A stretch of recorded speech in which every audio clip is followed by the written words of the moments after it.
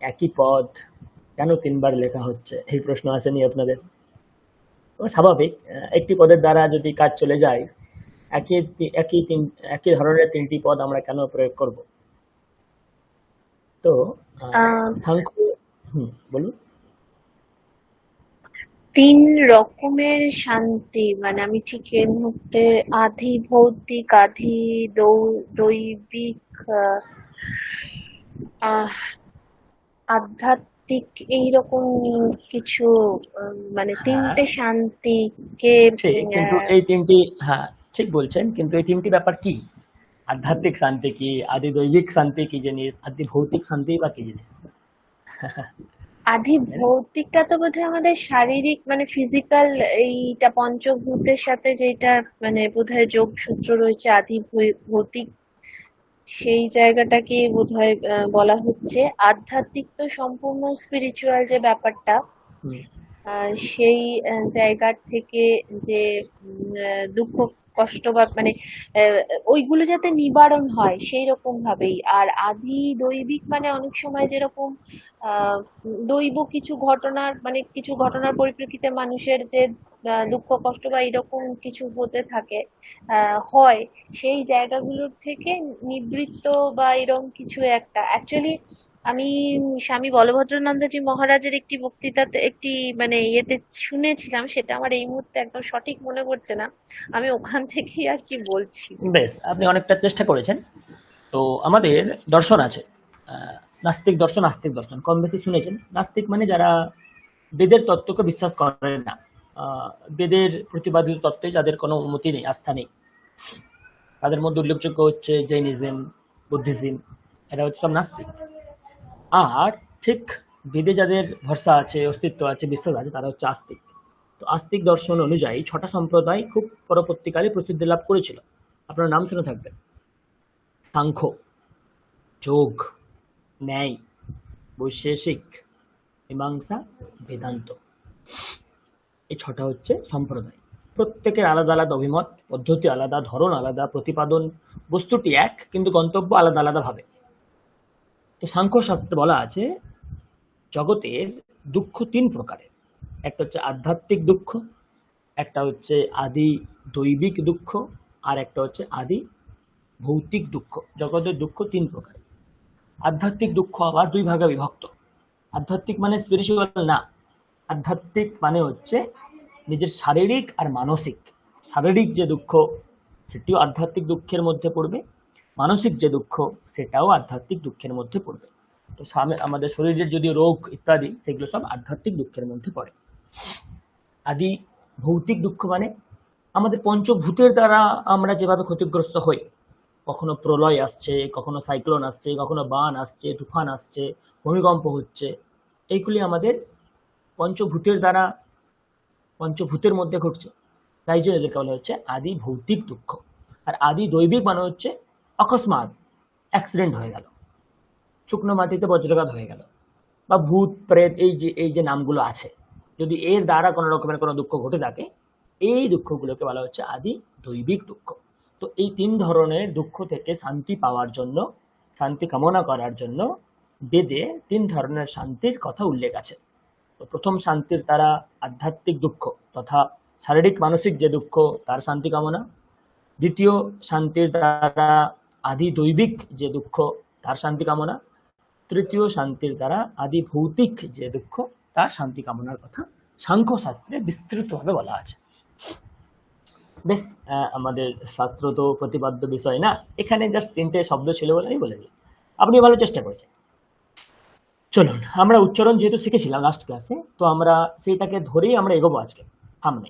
তারপরে ধীরে ধীরে ধীরে ধীরে নতুন নতুন পড়া করব। চলুন, আমরা হ্রস্ব দীর্ঘ সম্বন্ধে আলোচনা করেছিলাম। বলুন, আমাদের হ্রস্ব বর্ণের সংখ্যা কোনগুলি, কতগুলি? হরবর্ণের মধ্যে হ্রস্ব স্বর কটা?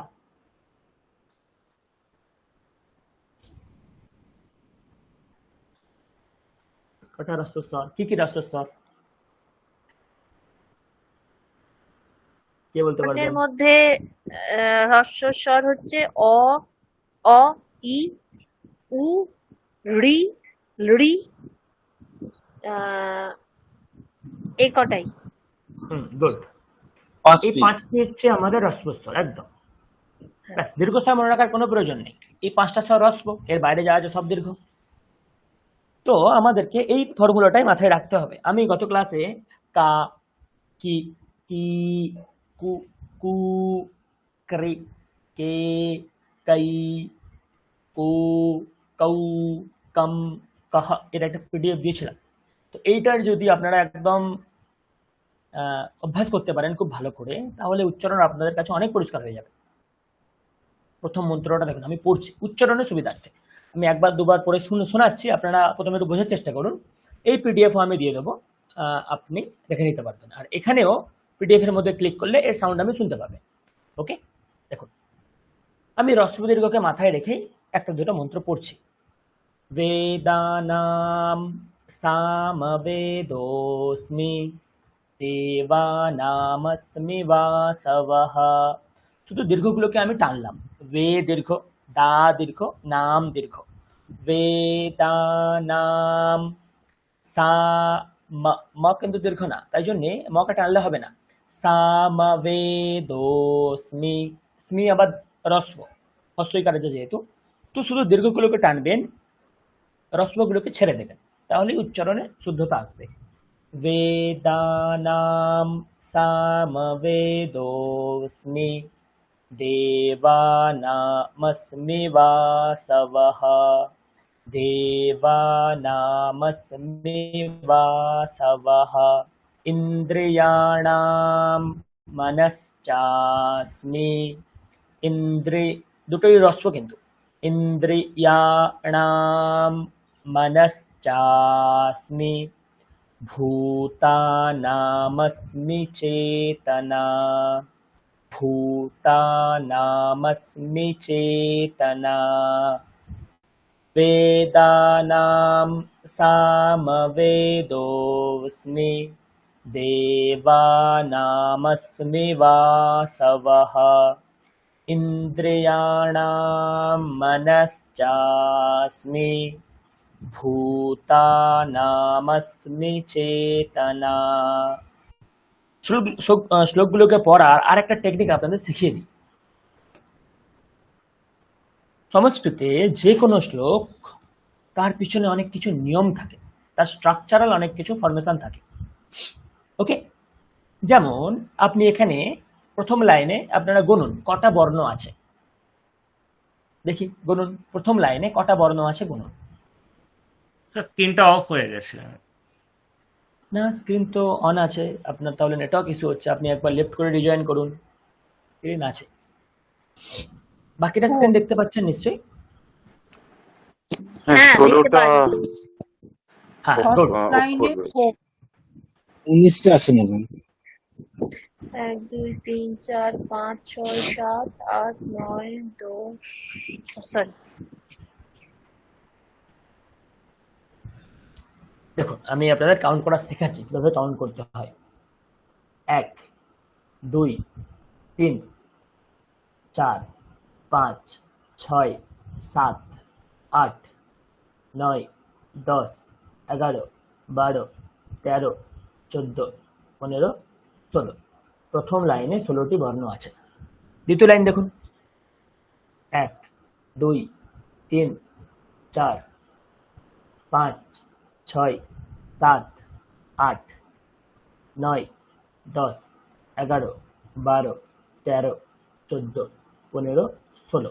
মানে দুটো শ্লোকেই, সরি, একটি শ্লোকের দুটি লাইনেই 16টি করে বর্ণ আছে। তার মানে কিছু একটা ইঙ্গিত করছে, এই 16 সংখ্যাটা কিছু একটা ইঙ্গিত করছে।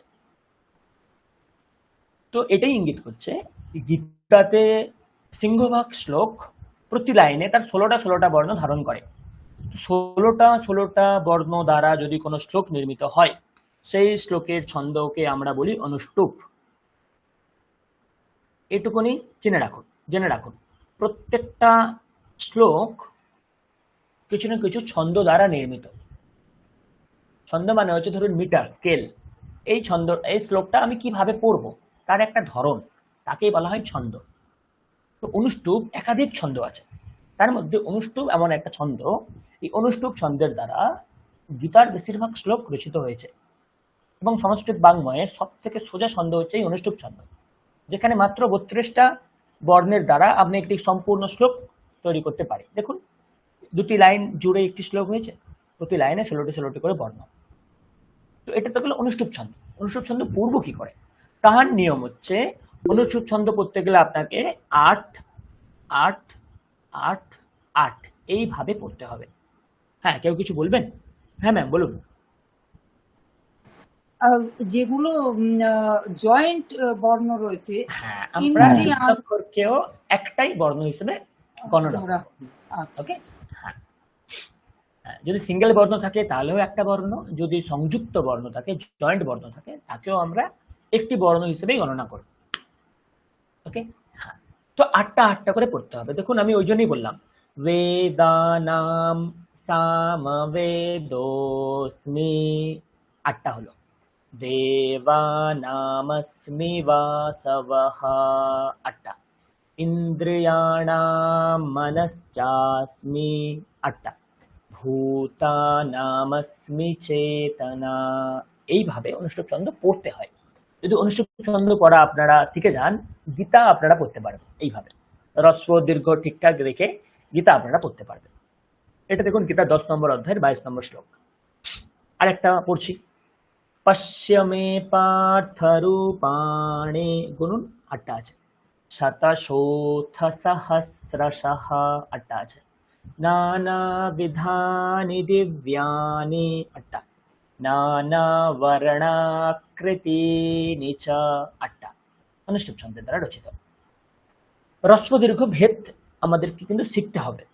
পশ্য, এখানে কোনো রকমের দীর্ঘ নেই, তাই জন্য এখানে দীর্ঘ করার আমাদের আবশ্যকতা নেই। মে, এটা দীর্ঘ, বড় করতে হবে। আমি দীর্ঘগুলোকে কালার করছি, দেখুন। পশ্য মে পার্থ রূপাণি শতশোথ সহস্রশঃ। প্রথম লাইনটা দেখুন কি হচ্ছে, পশ্য মে পার্থ রূপাণি শতশোথ সহস্রশঃ। এখানে কিন্তু আবার খেয়াল রাখতে হবে, স, স আর মূর্ধন্য স, এই তিনটের উচ্চারণ কিন্তু আবার খেয়াল রাখতে হবে আমাদের এখানে। এখানে দেখুন, মূর্ধন্য স, সরি, তালব্য স আছে, দন্ত স আছে, তাই না? তার মানে দুটো শকে কিন্তু আলাদা করে আমাদের উচ্চারণ করতে হবে। আপনারা বলুন, আমরা তালব্য উচ্চারণ করব কিভাবে? কোন বর্ণকে দেখে আমরা তালব্য উচ্চারণ করব? কার মনে আছে দেখি? আমরা পড়েছিলাম আগের দিন।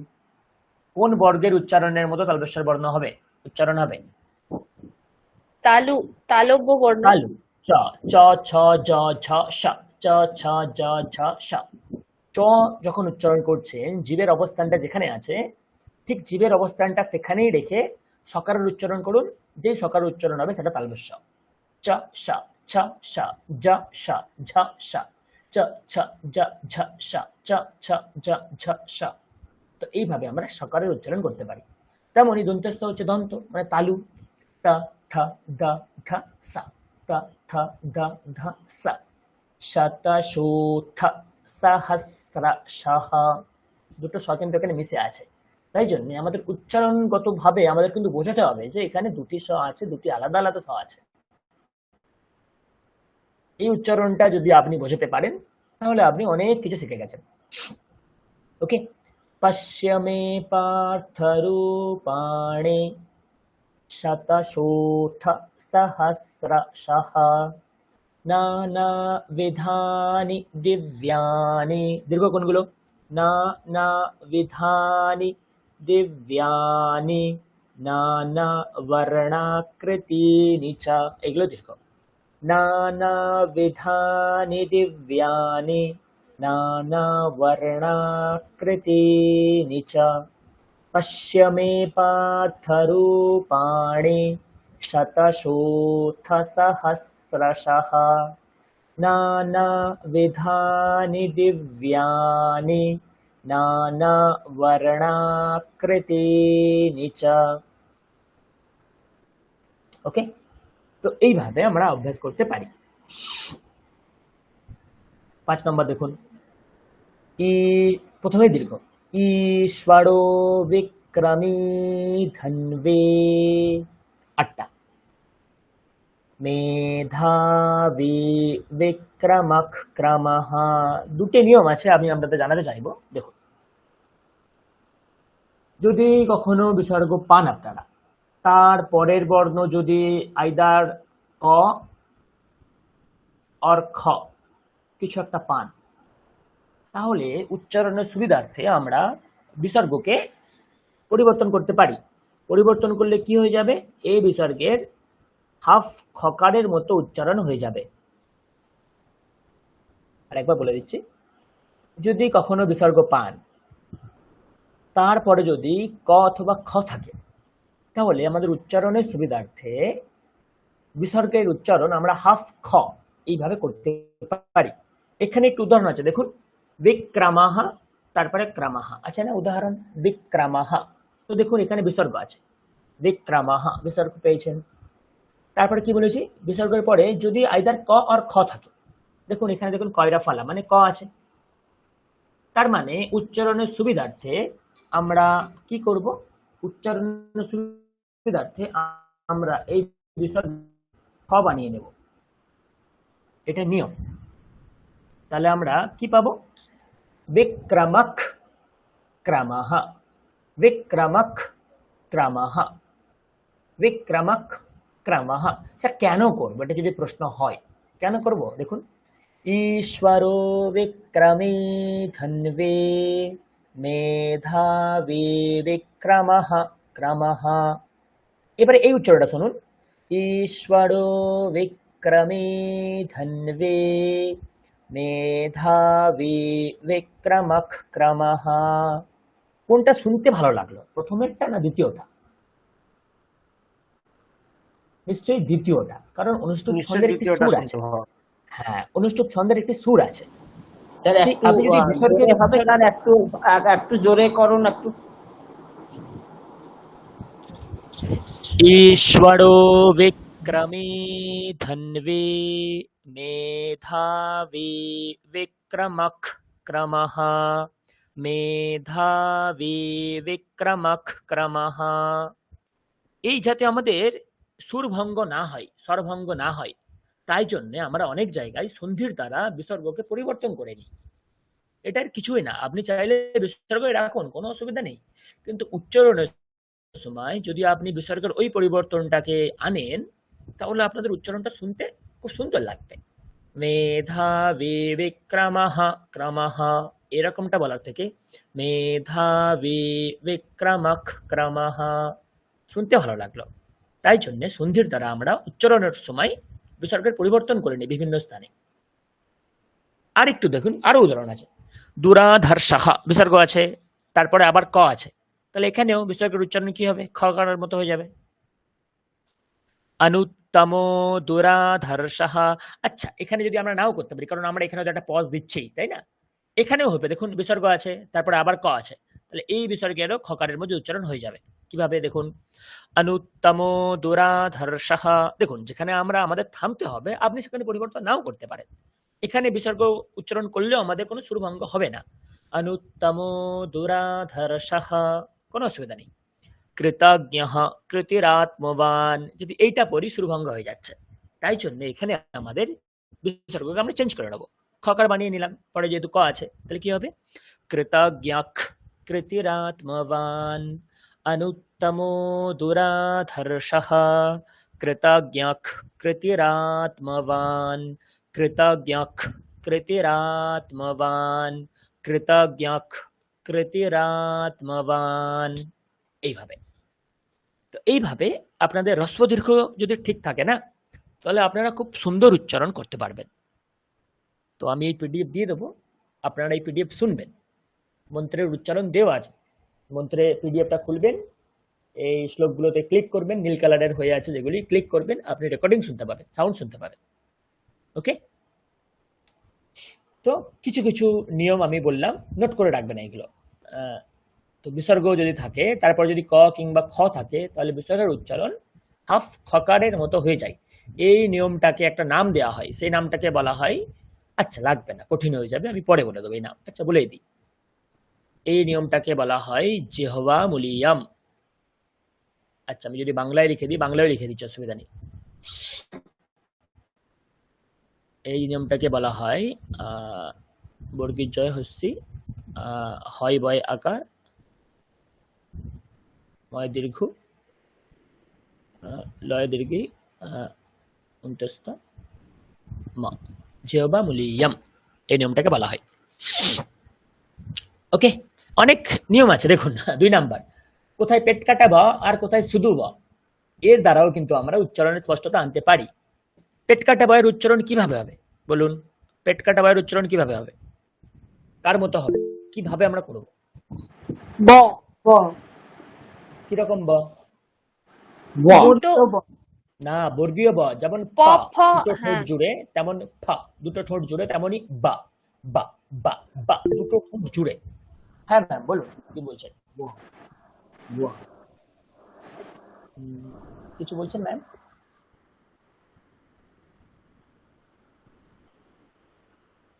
লেসন করেছেন? Okay. একটা পেট কাটা ব, তো এখানে দেখুন পেট কাটা ব কিন্তু না, এখানে শুধু ও ও ও, বিবেকানন্দহ, বিবেকানন্দহ। তাই জন্য আমরা বানান লেখার সময় ভি লিখি, বি লিখি না।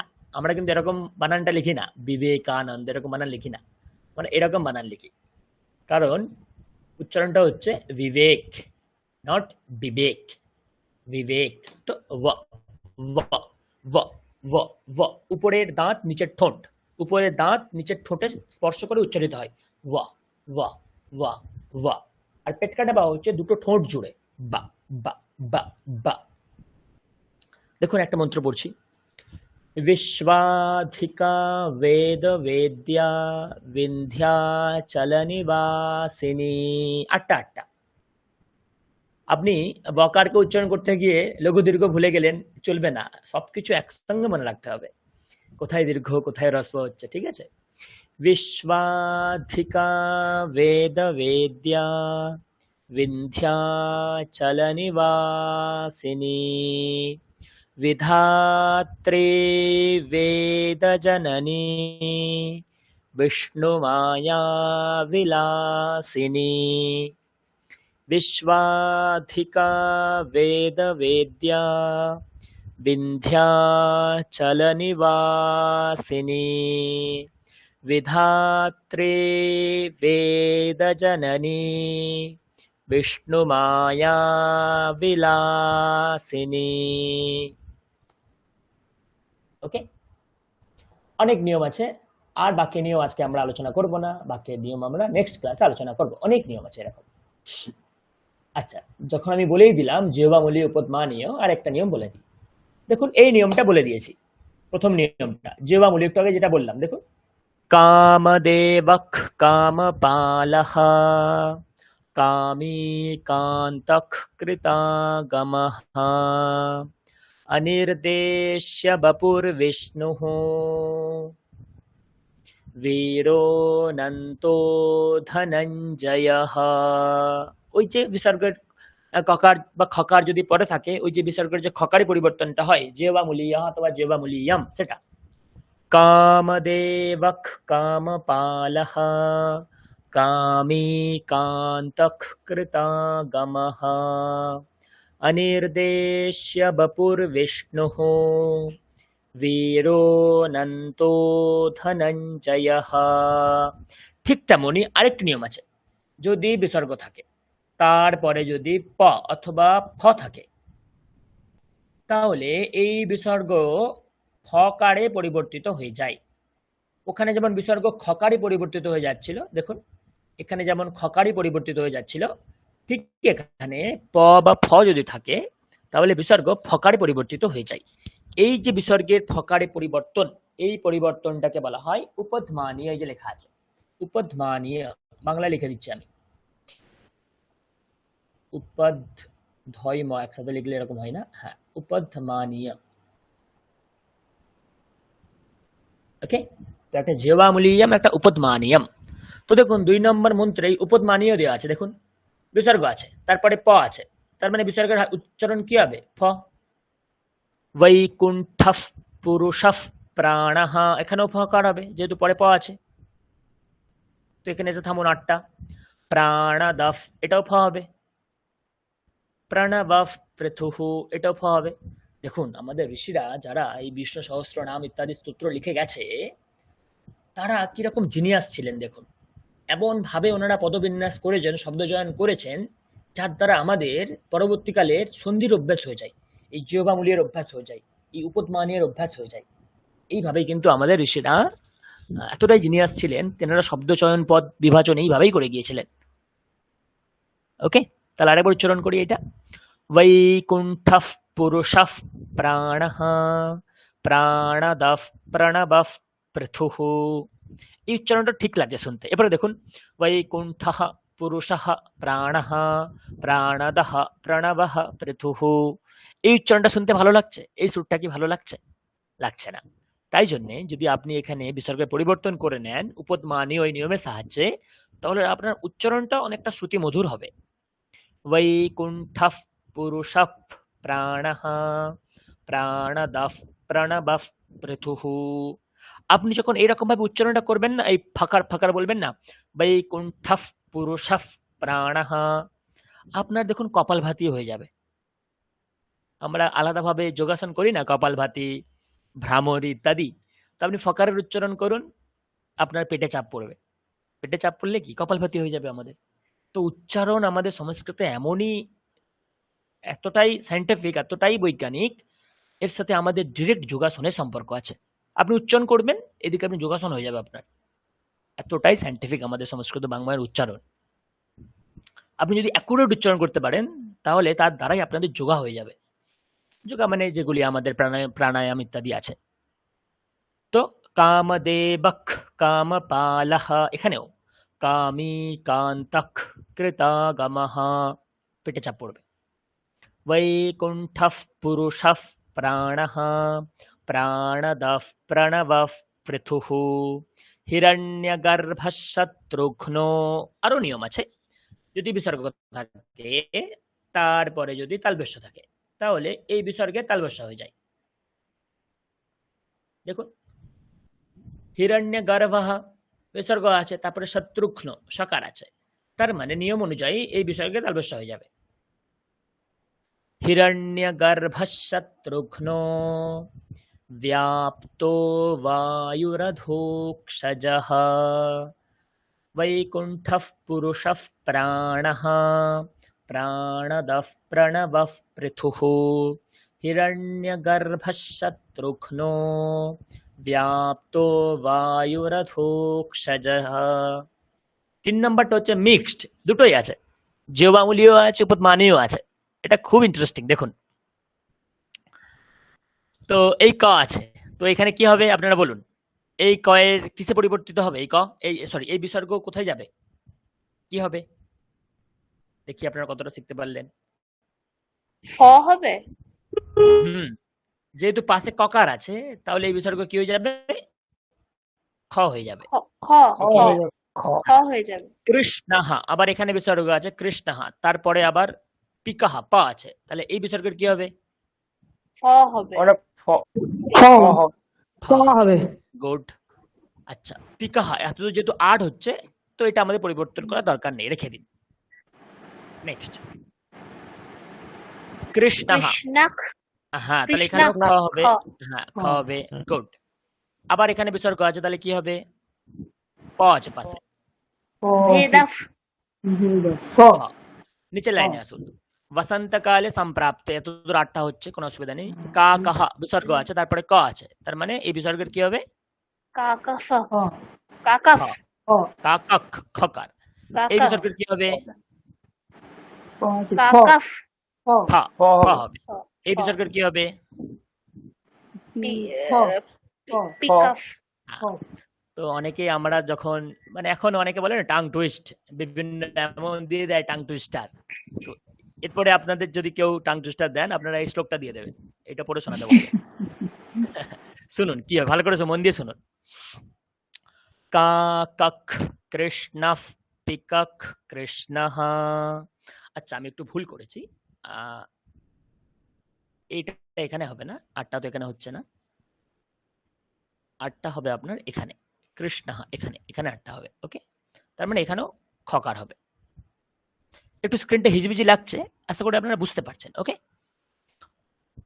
দেখুন, কা কক কৃষ্ণ পিকক কৃষ্ণ, को भेदः पिककाकयोः वसन्तकाले सम्प्राप्ते काकः काकः पिकः पिकः काकः कृष्णः पिकः कृष्णः को भेदः पिककाकयोः वसन्तकाले सम्प्राप्ते কাকাক কাকাফ পিকাফ পিকাহ।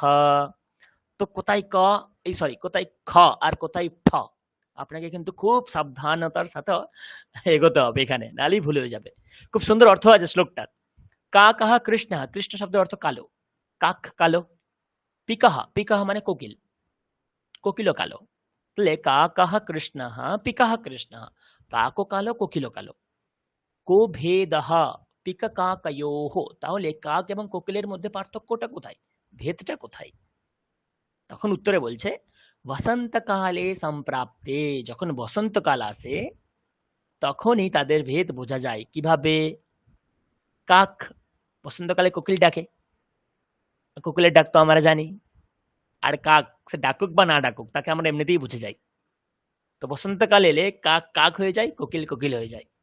তো দুজনে যতই কালো হোক, বসন্তকালই হচ্ছে তাদের ভেদের মাপকাঠি, একটা একটা শনাক্ত করা যায় তাদের ভেদকে বসন্তকালের দ্বারা, তাদের ডাকে।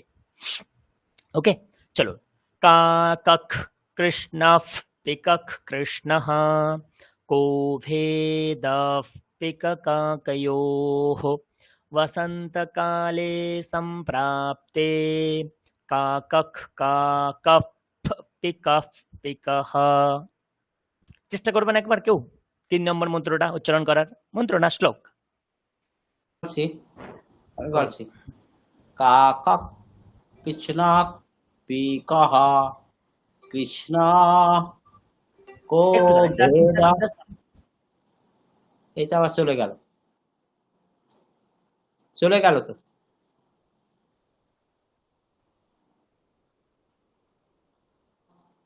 চলে গেছে।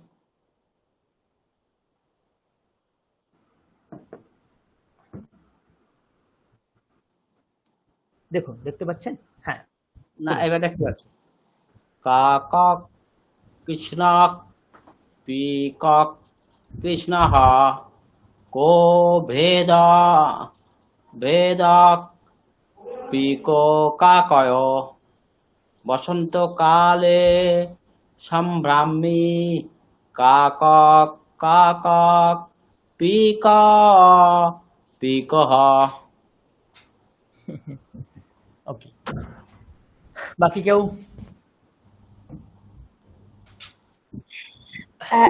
চেষ্টা করছি একটু। কাকাক কৃষ্ণ পিকফ পিকক কৃষ্ণ को भेदः पिको কাকয়োঃ काकयोः वसन्तकाले समाप्राते সম্প্রাপ্তে सम्प्राप्ते सम्प्राप्ते काकः काकः पिकः पिकः। গুড। কেউ কিছু বলবেন? রেজ হ্যান্ড করলে আমি না বুঝতে পারবো না, কারণ আমি তো একটা স্ক্রিন দেখছি। তো আপনাদের যদি কোনো প্রশ্ন থাকে না, আপনারা সরাসরি প্রশ্ন করুন। আমি হ্যাঁ, ট্রাই করবো একটু। হ্যাঁ, নিশ্চয়ই নিশ্চয়ই, বলুন বলুন। আচ্ছা, কাকফ কৃষ্ণ পিকফ কৃষ্ণ না না না না না না, কাক খকার, যেহেতু পরে ক আছে না। কাকফ কৃষ্ণ পিকক না না না, কৃষ্ণ কাক কৃষ্ণ, তারপরে আবার প আছে, তার মানে ওই বিষয়টা ফকার হবে। ও কাক ইয়েস কৃষ্ণ পিকক কাকফ কৃষ্ণ কৃষ্ণ পিকক কৃষ্ণ কো ভেদঃ पीककाकः वसन्तकाले सम्प्राप्ते काकः काकः काकः না पीकः কাকা पीकः ওকে ওকে কাকাক কাকাফ পিকাফ পিকাহা আপনারা অভ্যাস করবেন, আমি এটা আপনাদের সবাইকে কাজ দিলাম। হ্যাঁ, আপনারা অভ্যাস করবেন, রেকর্ডিং আছে, আপনারা পিডিএফটা চালাবেন, সাথে রেকর্ডিংটা চালাবেন, অভ্যাস করবেন। ওকে, বেশ। আরো অনেক নিয়মকানুন আছে, আমরা একদিনে পড়বো না, ধীরে ধীরে ধীরে ধীরে পড়বো। যেমন এখানে কি কি নিয়ম পড়লাম, যে জিহ্বামূলীয় কিভাবে হয়, উপৎমানীয় কিভাবে হয়, অনুষ্টুপ ছন্দ এলে আমরা কিভাবে তাকে ট্যাকেল করব। তো এইভাবে হ্রস্ব দীর্ঘ সামান্য উচ্চারণের অভ্যাস, এগুলো আমরা এখন করলাম। এখন আমরা নেক্সট টপিকে যাব। তো এত দূর পর্যন্ত আপনারা বুঝতে পেরেছেন, বা যদি কোনো প্রশ্ন থেকে থাকে আমাকে জিজ্ঞাসা করতে পারেন। এরপর আমরা একটু আলাদা টপিকে ঢুকবো। কারোর কোনো প্রশ্ন নেই আশা করছি, আলাদা টপিকে যাই তাহলে। অনুষ্ঠুপ স্যার এত কিছু অনুষ্ঠুপ নিয়ম ছন্দে এগুলো কি করে মানে মেমোরাইজ করবো সেটাই ভাবছি, মানে না না, মানে মেমোরাইজ করতে হবে না, এটা তো আপনাদের 2 নম্বর ক্লাস। হ্যাঁ, দেখুন এটা তো আপনাদের 2 নম্বর ক্লাস, 5, 6, 7 নম্বর হ্যাঁ ক্লাস যেতে যেতে আপনাদের সব মনেই রয়ে যাবে, আপনাকে মুখস্থ করতেও হবে না, এগুলো সিলেবাসেও নেই, এগুলো পরীক্ষাতেও আসবে না। কিন্তু যেহেতু আপনারা সংস্কৃতে এসেছেন, এরপরে শ্লোক পড়বেন। আপনারা অনেকে বলেছেন না আমার গীতাতে ইন্টারেস্ট আছে, আমি গীতা পড়তে হুম হুম চাই, তো আমি অনুষ্ঠুপ ছন্দ না হুম বুঝি গীতা কিভাবে পড়বো। তার একটা আমি ধরন শিখিয়ে দিলাম।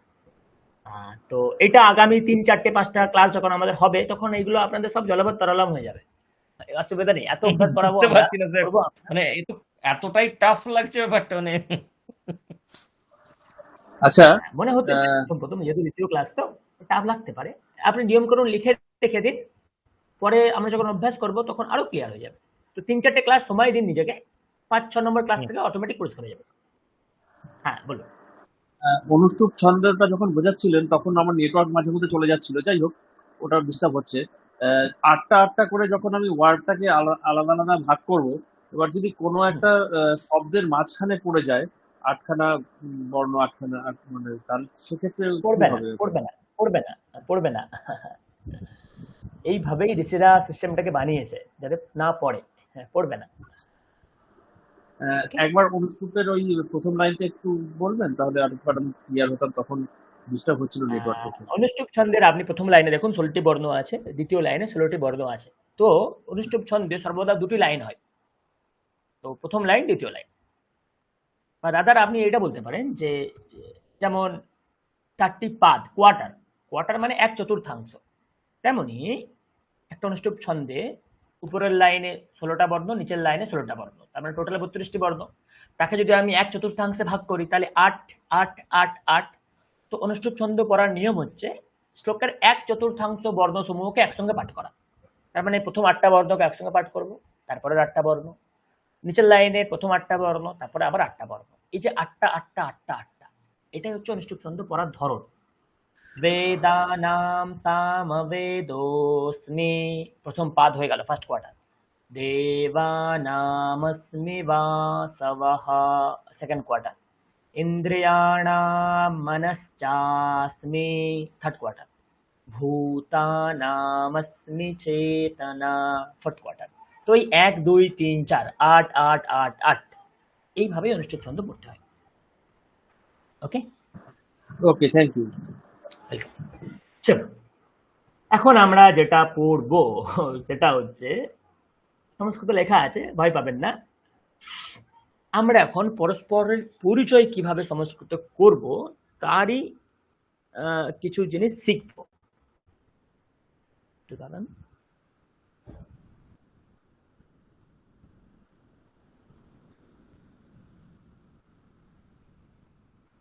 ওকে, তো আমরা এখন পরস্পরের পরিচয় শিখব, কিভাবে আমরা নিজেদেরকে পরিচয় করাবো সংস্কৃতে।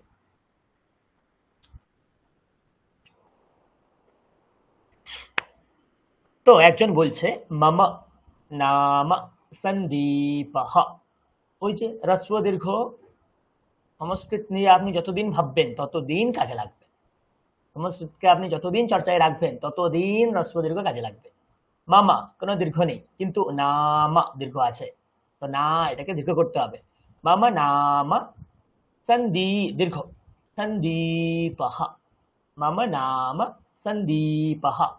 বাংলায় এটা যদি আমরা পড়তাম, কিভাবে পড়তাম? মম নাম সন্দীপ, মম নাম সন্দীপ। কিন্তু সংস্কৃতে আমরা এইভাবে পড়ি না। সংস্কৃতে আমরা পূর্ণ বর্ণ উচ্চারণ করি। মম নাম সন্দীপः, মম নাম সন্দীপः, মম নাম সন্দীপः, মম নাম চন্দনः, मम नाम प्रदीपः, मम नाम आशीषः, मम नाम रामः, मम नाम कृष्णः, मम नाम राजः। প্রশ্ন যখন করছি তখন কি হচ্ছে, ভবতঃ নাম কিম। দেখুন মকারের নিচে একটা বাংলায় হসন্ত বলি, সংস্কৃতে আমরা বলি হলন্ত। তো যখনই আপনারা সংস্কৃতে কোথাও এই চিহ্নটা পাবেন নিচে দাড়ি কাটা হসন্ত বা হলন্ত, তার উচ্চারণ অর্ধেক হয়ে যায়। তার মানে আমরা এখানে কি উচ্চারণ করব, কিম। কিম, কিমা উচ্চারণ করব না, ভবতাহ নাম কিমা এরকম না। যেহেতু মকারের নিচে হলন্ত আছে, মকারের উচ্চারণটা হাফ হয়ে যাবে। তো ভবতাহ নাম কিম। শুধু এটাই খেয়াল রাখবেন, হলন্ত বা হসন্ত যেখানে থাকবে তার উচ্চারণ হাফ হয়, বাকি কিন্তু কারোর উচ্চারণ হাফ হয় না। এখানে 8টি পদ আছে, শব্দ আছে, 6টি শব্দ আছে। মম নাম সন্দীপঃ, এখানেও হলন্ত নেই। ভবতঃ নাম, এখানেও হলন্ত নেই। শেষে গিয়ে কিম, এখানে হলন্ত আছে। তো মকারের সাথে হলন্ত আছে, তাহলে মকারের উচ্চারণটা অর্ধেক হবে। খেয়াল রাখবেন এগুলো। মম নাম সন্দীপঃ, প্রশ্ন করছে এবারে, ভবতঃ নাম কিম। নাম মানে নাম, বুঝতেই পারছেন, বাংলায় নাম, সংস্কৃতে নাম। ভবতঃ মানে আপনার, আপনার নাম কি। আমার নাম সন্দীপ, আপনার নাম কি। মম নাম সন্দীপঃ, ভবতঃ নাম কিম। হ্যাঁ, কিছু বলবেন? হ্যাঁ স্যার, বলছিলাম এখানে যেহেতু এটা মেল নেম, সেই জন্য সন্দীপা হচ্ছে। তো হুম, যদি কোনো ফিমেলের নেম আসবো হয় আসবো আসবো তাহলে? আসবো আসবো, একটু সময় দিন, আসবো। আচ্ছা, ঠিক আছে। হ্যাঁ, হ্যাঁ, হ্যাঁ। ওকে, গুড কোশ্চেন, একটু সময় দিন, আমরা এক্ষুনি আসবো। পরিষ্কার। তো মম নাম সন্দীপঃ, ভবতঃ নাম কিম, কি উত্তর দিচ্ছে, মম নাম গিরিশः। দেখুন গিরি, নকারের সঙ্গে দীর্ঘি আছে, উচ্চারণ দীর্ঘি করতে হবে। মম নাম গিরিশः, মম নাম গিরিশः। তো দুটো জিনিস তো ক্লিয়ার। আমার নাম যখন বলবো মম নাম, তখন জিজ্ঞাসা করবো ভবতঃ নাম কিম। মম নাম সন্দীপः, ভবতঃ নাম কিম। এই জিনিসটা ক্লিয়ার। আরো কিছু উদাহরণ দেখি, দেখুন মম নাম রাজেশः, ভবতঃ নাম কিম। মম নাম সুরেশः। আবার প্রশ্ন করছে, হ্যাঁ, ধরন দেখুন, মম নাম রাধা। তো যখন ফিমেল আসবে, স্ত্রীলিঙ্গ আসবে, তখন আমরা বেশিরভাগটা দেখি হচ্ছে আকারান্তই হয়। রাধা, অনুরাধা, সীতা, গীতা, রমা, আকারান্তই বেশিরভাগটা হয়। আকারান্ত না হলে তার উপায় আছে, আমরা সব আলোচনা করবো ধীরে ধীরে। তো মম নাম রাধা। তো ও যখন পুংলিঙ্গকে প্রশ্ন করছে, বা ইন জেনারেল যখন আমরা কোনো পুংলিঙ্গকে প্রশ্ন করব, তখন আমরা কিভাবে করব, ভবতঃ নাম কিম। আপনারা সবাই মনে মনে 5বার উচ্চারণ করুন, ভবতঃ নাম কিম। সবাই বলবেন, আনমিউট, মিউট করেই বলবেন, ভবতঃ। আনমিউট কেউ করবেন না, আনমিউট কেউ করবেন না, মিউট করেই জোরে জোরে বলুন, 5বার বলুন, ভবতঃ নাম কিম, ভবতঃ নাম কিম, ভবতঃ নাম কিম, ভবতঃ নাম কিম, ভবতঃ নাম কিম। এবারে দেখুন আলাদা একটা প্রসেস।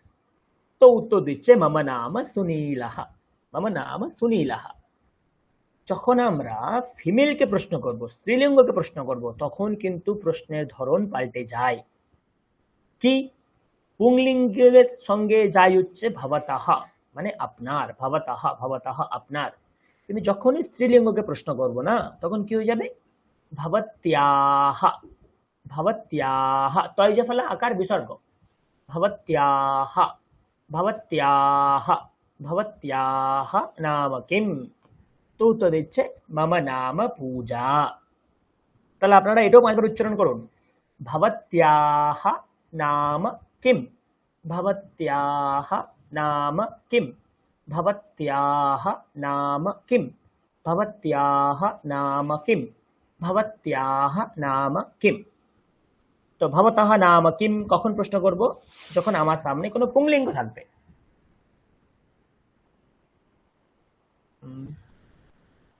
আর ভবত্যাহ নাম কিম যখন প্রশ্ন করব তখন আমার সামনে কোনো স্ত্রীলিঙ্গ থাকবে।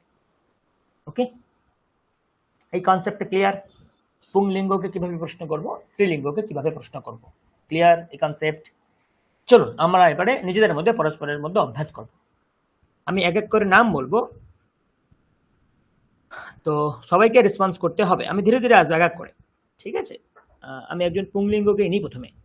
সুমন বাবু আছেন? সুমন বাবু আছেন? হ্যাঁ আছি। ওকে। मम नाम चन्दनः भवतः नाम किम्? মম নাম সুমনः। গুড, मम नाम সুমনः। আপনি আমাকে প্রশ্ন করুন, আপনার নাম কি? ভবতः নাম কিম? मम नाम चन्दनः। ভেরি গুড, ওকে। আচ্ছা, অমিতাভ বাবু আছেন? স্যার মধুমিতা। ওকে, সরি ম্যাম, আমি মাঝে মাঝে ভুলে ফেলি। ঠিক আছে, কোনো ব্যাপার না। मम नाम चन्दनः भवत्याः नाम किम्? মম নাম মধুমিতা। আমাকে প্রশ্ন করুন, আপনার নাম কি? ভবতः নাম কিম? मम नाम चन्दनः। ওকে, ঠিক আছে। হীরালাল বাবু আছেন?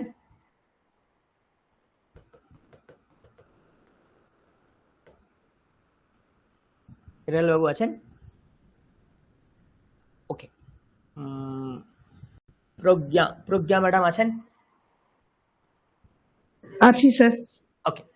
मम नाम चन्दनः भवत्याः नाम किम्? মম নাম প্রজ্ঞা। আমাকে প্রশ্ন করুন। ভব ভব মম নাম প্রজ্ঞা। না, ওটা তো আপনার নাম বলে দিলেন, আমাকে প্রশ্ন করুন। ও ভবতः নাম কিম? मम नाम चन्दनः। সম্যক, গুড। এইভাবে অভ্যাস করবো আমরা, ওকে? আচ্ছা, অনন্ত বাবু শুনতে পাচ্ছেন স্যার? হ্যাঁ স্যার বলুন। বেশ, আপনি আমাকে প্রশ্ন করুন। ভবতः নাম কিম? আরেকবার। ভবতः নাম কিম? मम नाम चन्दनः भवतः नाम किम्? মম নাম অনন্তः। হ্যাঁ, সম্যক, গুড। আচ্ছা, প্রচেত বাবু শুনতে পাচ্ছেন? হ্যাঁ শুনতে পাচ্ছি। হ্যাঁ, হ্যাঁ। ভবতः নাম কিम्? মম নাম প্রচেতঃ ভবতঃ নাম কিম? আমি প্রশ্ন করছি আপনাকে, ভবতः হ্যাঁ, নাম কিম, আপনি উত্তর দিন। মম নাম প্রচেতঃ। হ্যালো। হ্যাঁ, শুনতে পাচ্ছি, আপনি শুনতে পাচ্ছেন? হ্যাঁ হ্যাঁ শুনতে পাচ্ছি। আমি বললাম মম নাম প্রচেতঃ।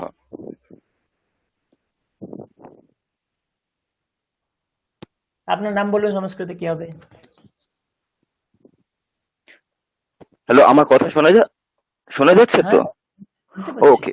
হ্যাঁ, বললাম মম নাম প্রচেতঃ। আচ্ছা, আমি শুনতে পাইনি, আমি এখন শুনতে পেলাম। ও আচ্ছা আচ্ছা আচ্ছা। ওকে।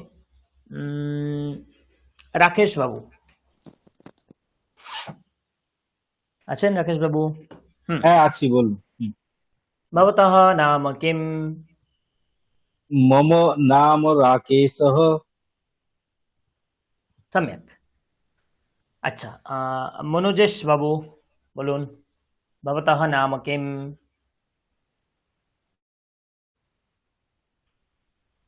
মম নাম মনোজেশ দত্ত।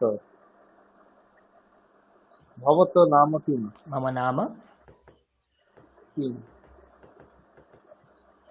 কিম मनोजेशः।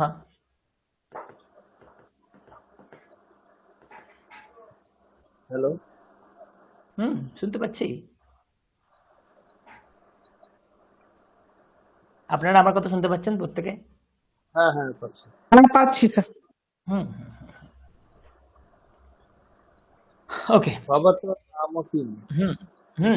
मम नाम चन्दनः। सायन्तो बाबू भवतः नाम किम? मम नाम सायन्तः। सम्यक। ओके, আর কে বাকি আছে? अनन्या मैडम, भवत्याः नाम किम? मम नाम अनन्या। भवतः नाम किम्? সরি, আরেকবার বলবেন, আমি শুনতে পেলাম না। मम नाम अनन्या। भवतः नाम किम्? भवतः, আরেকবার বলুন, भवतः। भवतः नाम किम्? मम नाम चन्दनः। संघमित्रा मैम बोलून, भवत्याः नाम किम? मम नाम संघमित्रा। আমাকে প্রশ্ন मम করুন। मम नाम संघमित्रा। আমাকে প্রশ্ন করুন। भवतः नाम किम्? मम नाम सुनीलः। ओके, तो देवव्रत बाबू बोलून, भवतः नाम किम? मम नाम देवव्रतः। भवतः नाम किम्? मम नाम देवव्रतः। এইভাবে। ওকে, সম্যক। তো মোটামুটি কনসেপ্ট বুঝতে পেরেছেন কিভাবে হলো? বেশ, সংঘমিত্রা ম্যাডাম আপনি অনন্যা ম্যাডামকে প্রশ্ন করবেন, অনন্যা ম্যাডাম আপনি সংঘমিত্রা ম্যাডামকে উত্তর দেবেন। চলো, अच्छा, প্রশ্ন করুন। भवत्याः नाम किम्?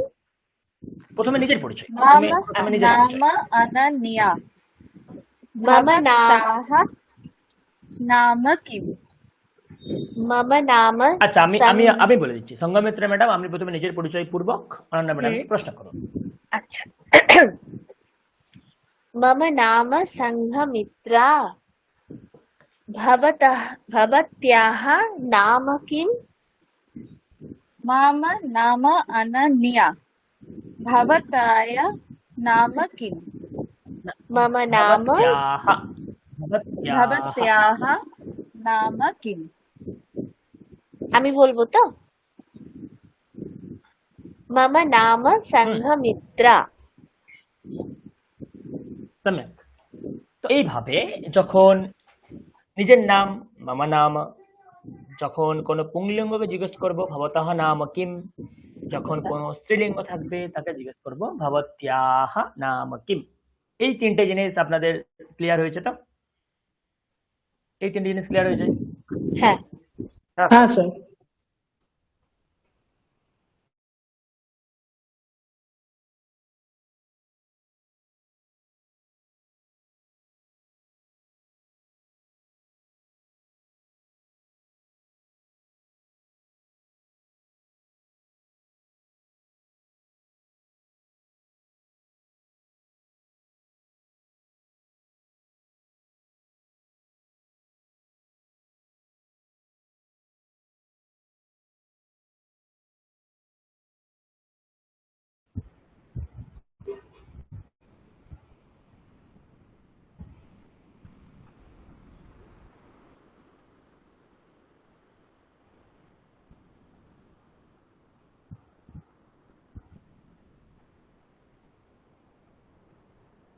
একবার দেখে নিন, জাস্ট একবার দেখে নিন। ওকে,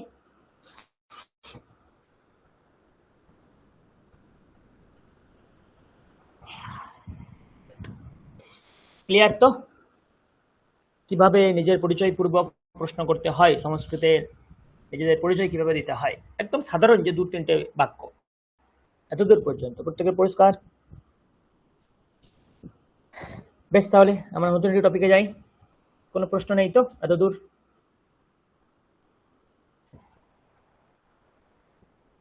আচ্ছা, সাদিকা ম্যাডাম বলুন, ভবত্যাহ নাম কিম?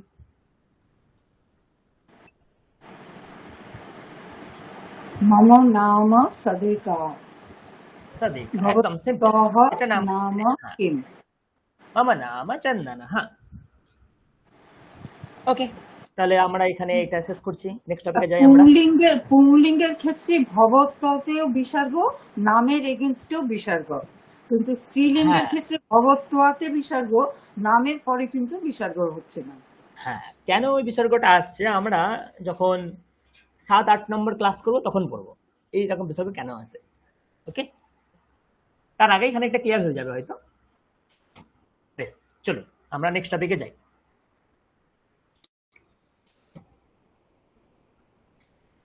নেক্সট টপিক আমাদের থাকবে বিসর্গের উচ্চারণ।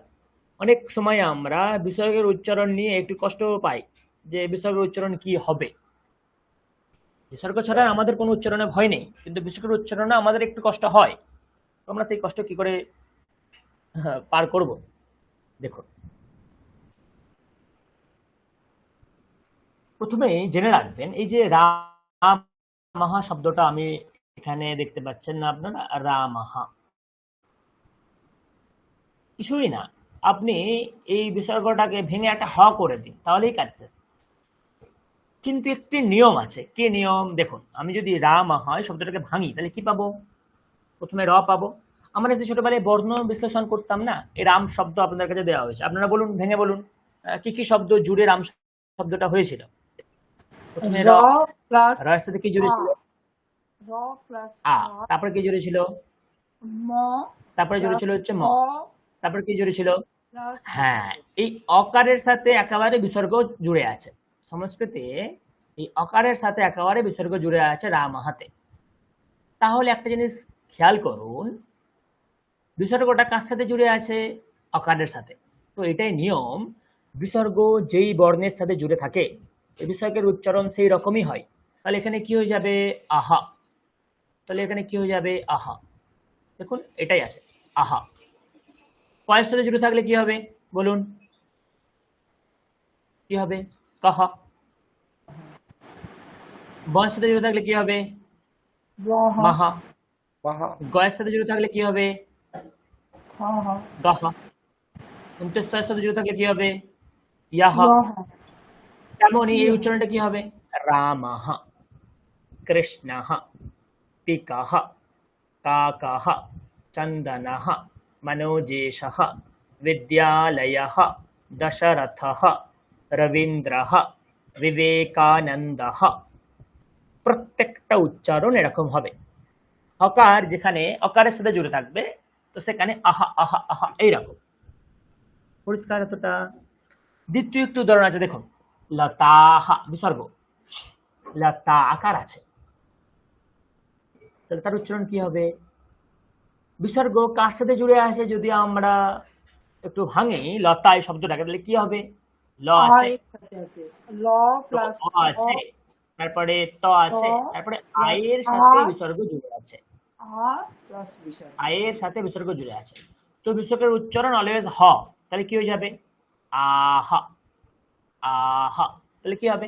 লতাহা লতাহা লতাহা। পরিষ্কার?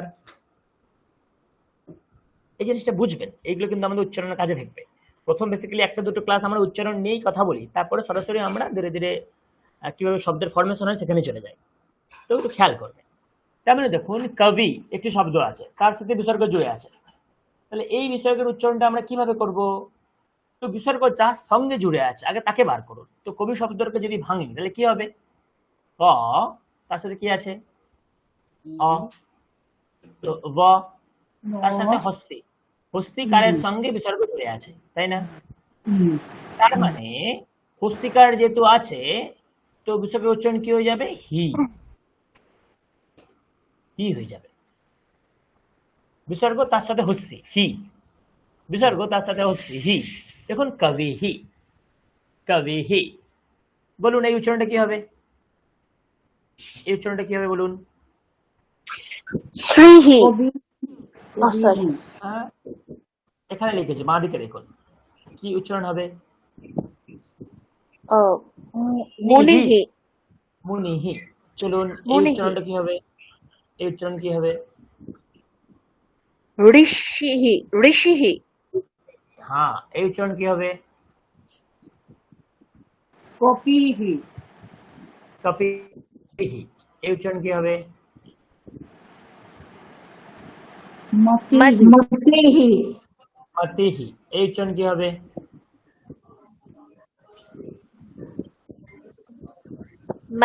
ঠিক মণিহি পড়তে পারছি মণিহি মণিহি এইরকম ভাবে কিন্তু বিসর্গের উচ্চারণটা হয়, এটা কিন্তু আপনাদের ধরতে হবে।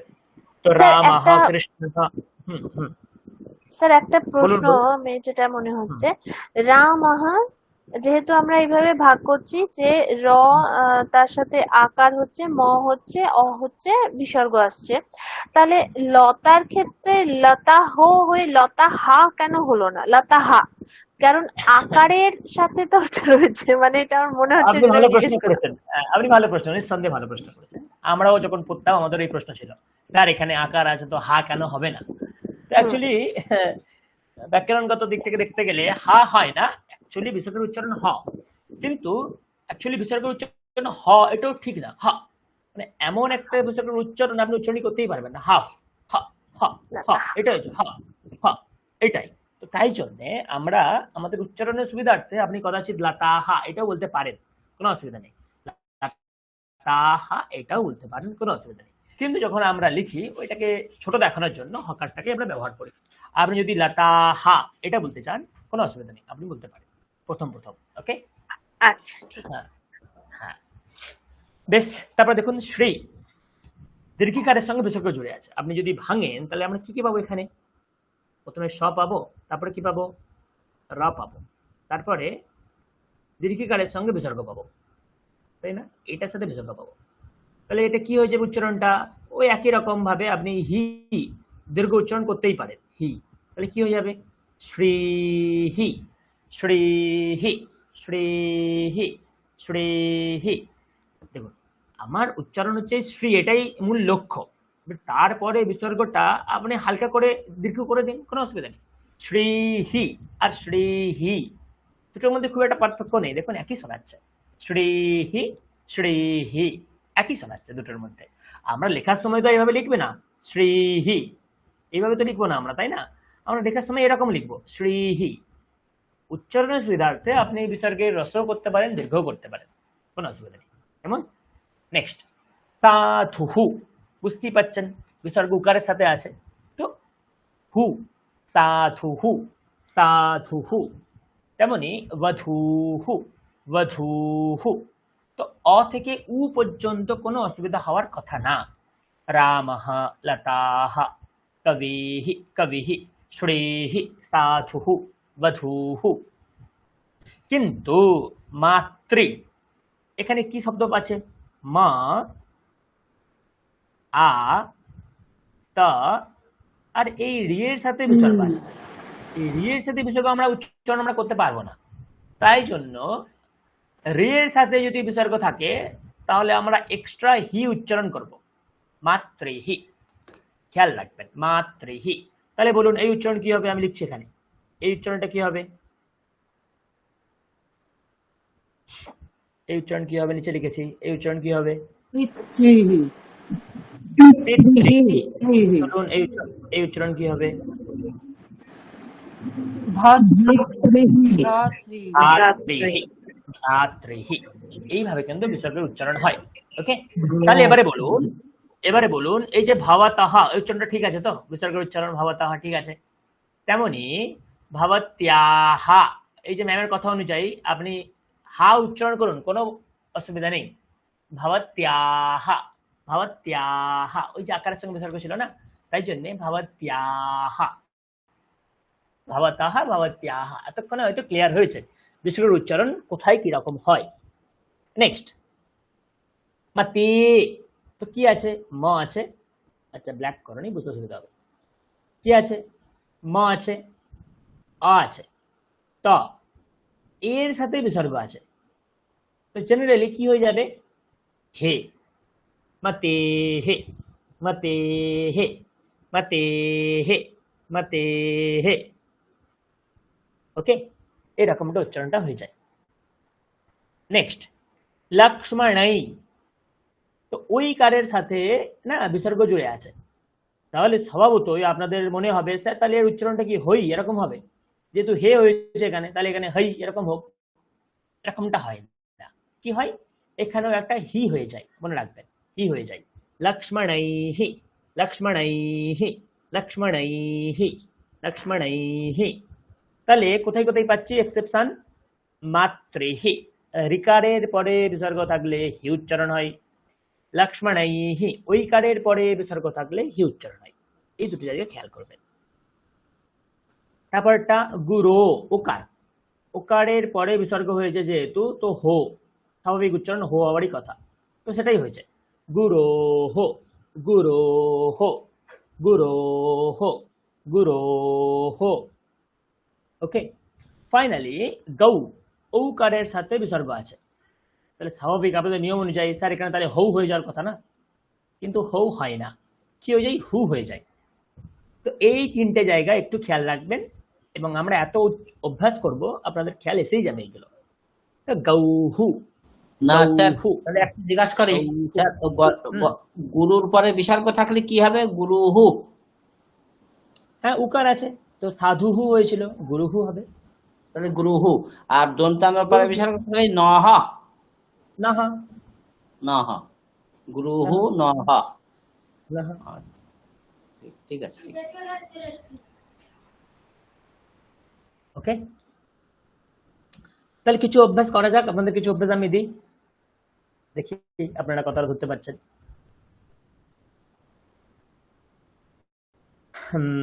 এক মিনিট একটু সময় দিন আমায়।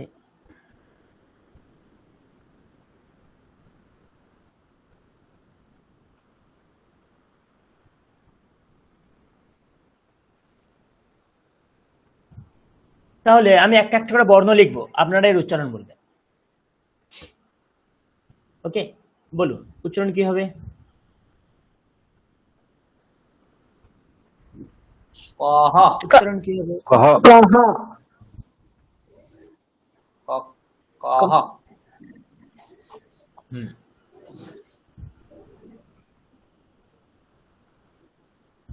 কাহা। ওকে, চলুন কি হবে? কাহা, কাহা, কাহা, তুমি কাহা, আপনার কাহা আকারে উচ্চারণ করতে পারেন, কাহা। ওকে, অসুবিধা নেই, প্রথম অসুবিধা নেই। নেক্সট,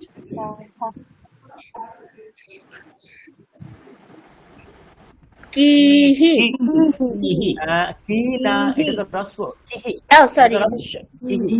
হ্যাঁ হর্ষ, কিহি, নেক্সট, কিহি, এটা কিহি, হ্যাঁ এটা দীর্ঘ করুন, কোনো অসুবিধা নেই, কি দীর্ঘ করুন।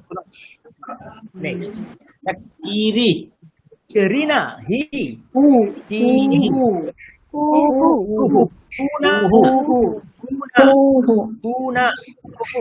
হ্রস্ব, একদম হ্রস্ব, হ্যাঁ।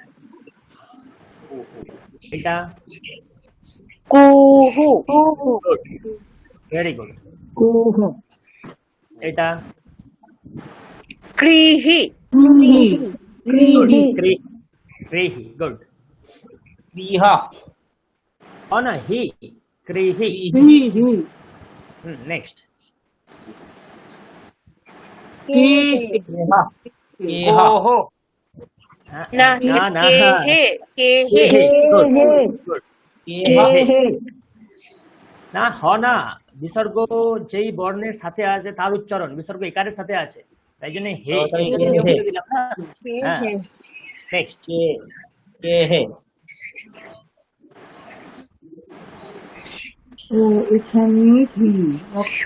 কৈহি, কৈহি, কৈহি, গুড, কৈহি, কৈহি, নেক্সট, কোহো, ভেরি গুড, নেক্সট, কৌহু, কৌহু, কৌহু, কৌহ, কৌহ, হু, কৌহু, কৌহু। বেশ, চলুন নেক্সট। এতটা বোঝা গেছে, এবারে অন্য কিছু উদাহরণ অভ্যাস করা যাক। আমার মনে হয় এই একটা উদাহরণের দ্বারাই আপনি ক থেকে আমাদের যে হ পর্যন্ত বর্ণমালা আছে সব করে নিতে পারবেন, আমাকে আর বলে দিতে হবে না, নিজেরাই পারবেন। আচ্ছা, এটা তো হকার গেল, এবারে মকার উচ্চারণ কিভাবে হয় দেখবো। ধরুন এরকম আছে, সরি একটু কি করে কিরকমটা আছে, এরকম ধরুন এরকম আছে, এর উচ্চারণ কি হবে? কং, কং, না, আমরা অং অং করবো কম অং, অং, কম অং, কম অং, অং, কম কাম কম হ্যাঁ, মন্ত্র মন্ত্র আছে না আমাদের, যারা আপনারা পুজো করেন দেখবেন, অং খং গং খং কং অঙ্গুষ্টাভ্যাম নমঃ, ইং চং ছং জং তর্জনীভ্যাম স্বাহা, ওম টং থং ডং মধ্যমাভ্যাম বৌষাট, এসব মন্ত্র আছে তাই না? তো আমরা ওই রকম যাব না, আমরা মখার উচ্চারণ করবো, সিম্পল আমরা মখারের উচ্চারণ করবো। যেখানেই আমার অনুসার পাবো আমরা আজ থেকে মখারের উচ্চারণ করবো, বাঙালি উচ্চারণ ভুলে যাবো। কম, বেশ, চলুন কি হবে? কাম কাম, কাম কি হবে? কিম কিম কিম ভবতঃ নাম কিম, এটাই ছিল অনুষ্ঠানটা অ্যাকচুয়ালি ম কিম কিম, অনুষ্ঠানটা অ্যাকচুয়ালি ময় হলন্ত। ওকে, কিম। নেক্সট কি হবে? কিম কিম কিম, কিম, কিম হ্যাঁ, কিম আগে। কিম কুম কুম কুম না, হ্রস্ব কুম। কুম। কুম কুম কুম কুম, একদম কুম। ক্রিম ক্রিম ক্রিম ক্রিম, ক্রিম ক্রিম, কিম একদম। ক্রিম ক্রিম নেক্সট কিম কিম, কিম কিম, কিম কুইম কুইম কুইম, কুইম, কুইম, কুম কম কুম কুম, কুম, কুম কুম, কম কৌম কুম। কৌম কম মনে হচ্ছে না আমরা সব ছোটবেলায় ফিরে গেছি, বাচ্চাবেলায় ফিরে গেছি, মনে হচ্ছে না? হ্যাঁ আমরা আনন্দ পাচ্ছি স্যার। সংস্কৃত জগতে আমরা তো বাচ্চাই, তাই না? হ্যাঁ ওকে, এই হচ্ছে আমাদের বেসিক ফর্মুলা। এখন আমরা যেগুলো শিখতে চলেছি সেটা হচ্ছে কিভাবে আমরা বর্ণ বিশ্লেষণ করব। তার জন্য আমি একটা পিডিএফ দেখাচ্ছি, এবং এই পিডিএফটা আমি গ্রুপে, একটা বই বেসিক্যালি, আমি এটা গ্রুপেও দিয়ে দেবো, অসুবিধা নেই। এই বইটা খুব ইন্টারেস্টিং বই, আপনারা কিছুদিন পড়ার পরে এই বইটা হয়তো পারচেজই করে নেবেন, কিন্তু অ্যাভেলেবেল পাবেন না কোথাও। যাই হোক, যেটা পরের ব্যাপার।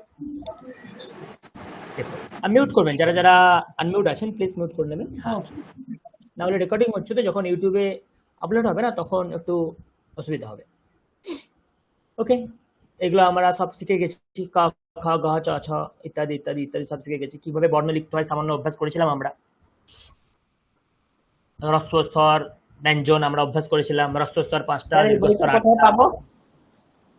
হ্যাঁ, স্যার এই বইটা কোথায় পাবো?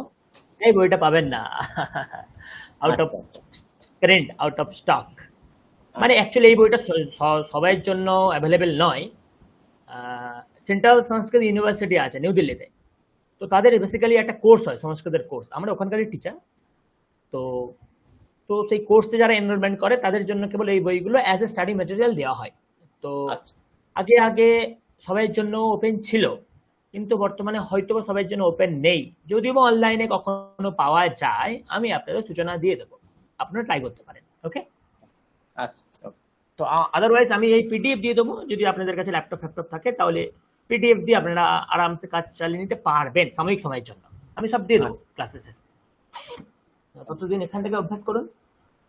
এমন দেখুন, এই বইটা করলে কি হবে, এইগুলো সব প্র্যাকটিস বুক, মানে লেখা আছে, আপনাকে শূন্যস্থান দিয়ে দিয়েছে। যার কাছ থেকে ছবিটা তোলা হয়েছে সে অলরেডি ফিল আপ করে বসেছিল বলে সেই সমেত উঠে গেছে, না হলে এখানে সব শূন্যস্থান আছে। আপনি লিখুন, আরামসে লিখুন, 5 বার লিখুন। এই যে আমি আগের দিন বলেছিলাম না যে 5 বার করে লিখবেন, লিখেছেন আপনারা 5 বার করে ক খ? কতজন লিখেছেন? অভ্যাস যত করবেন তত ভালো পড়তে পারবেন, ভালো ভালো লিখতে পারবেন। বাহ, খুব ভালো, যারা লিখেছেন খুব ভালো। স্যার এই ম্যাম বলুন। এই বইটা কিছুটা আমার কাছে, এটা বোধহয় ডাবলিনের আয়ারল্যান্ডের পাবলিকেশন। আমার কাছে একটা বই আছে, পথ লিখো কার ওয়ান, পাবলিকেশন? ডাবলিনের, আয়ারল্যান্ড থেকে বইটা আমি পেয়েছিলাম।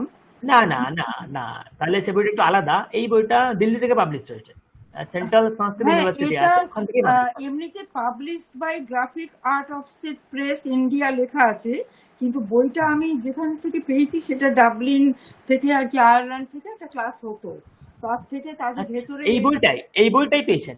এই মোটামুটি বইটাই? আপনি ভিডিও করলে আপনাকে এই বইয়ের ছবিটা দেখাতে পারি আমি, বা ওই তাহলে আপনি আমাকে হোয়াটসঅ্যাপে মেসেজ করবেন একটা দুটো ছবি তুলে।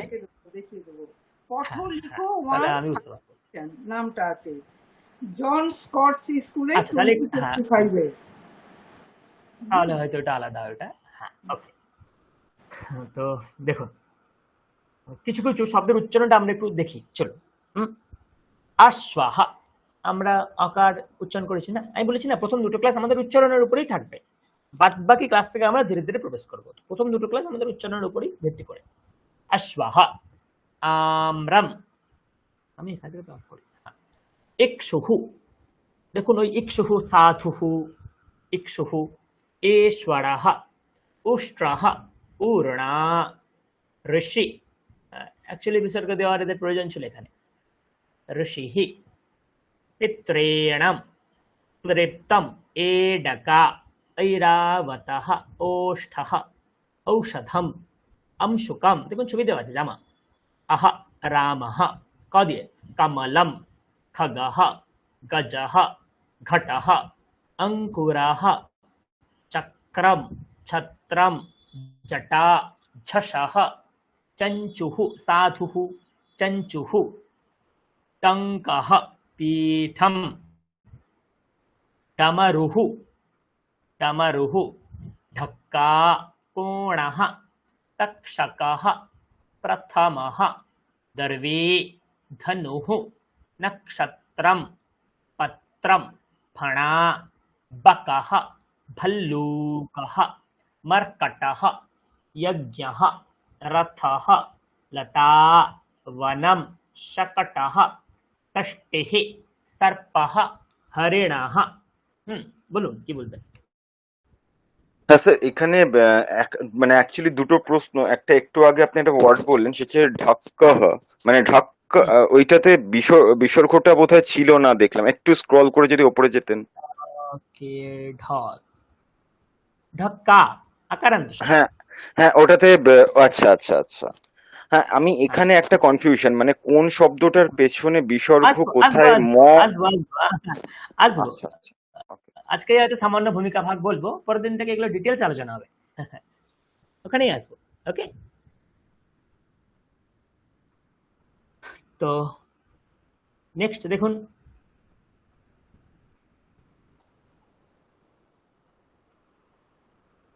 তো আমরা এখানে স্বাভাবিকভাবে কিভাবে আমরা সংস্কৃতে সংযুক্তকে লিখি তার একটা পদ্ধতি আমরা এই বই থেকে জানবো।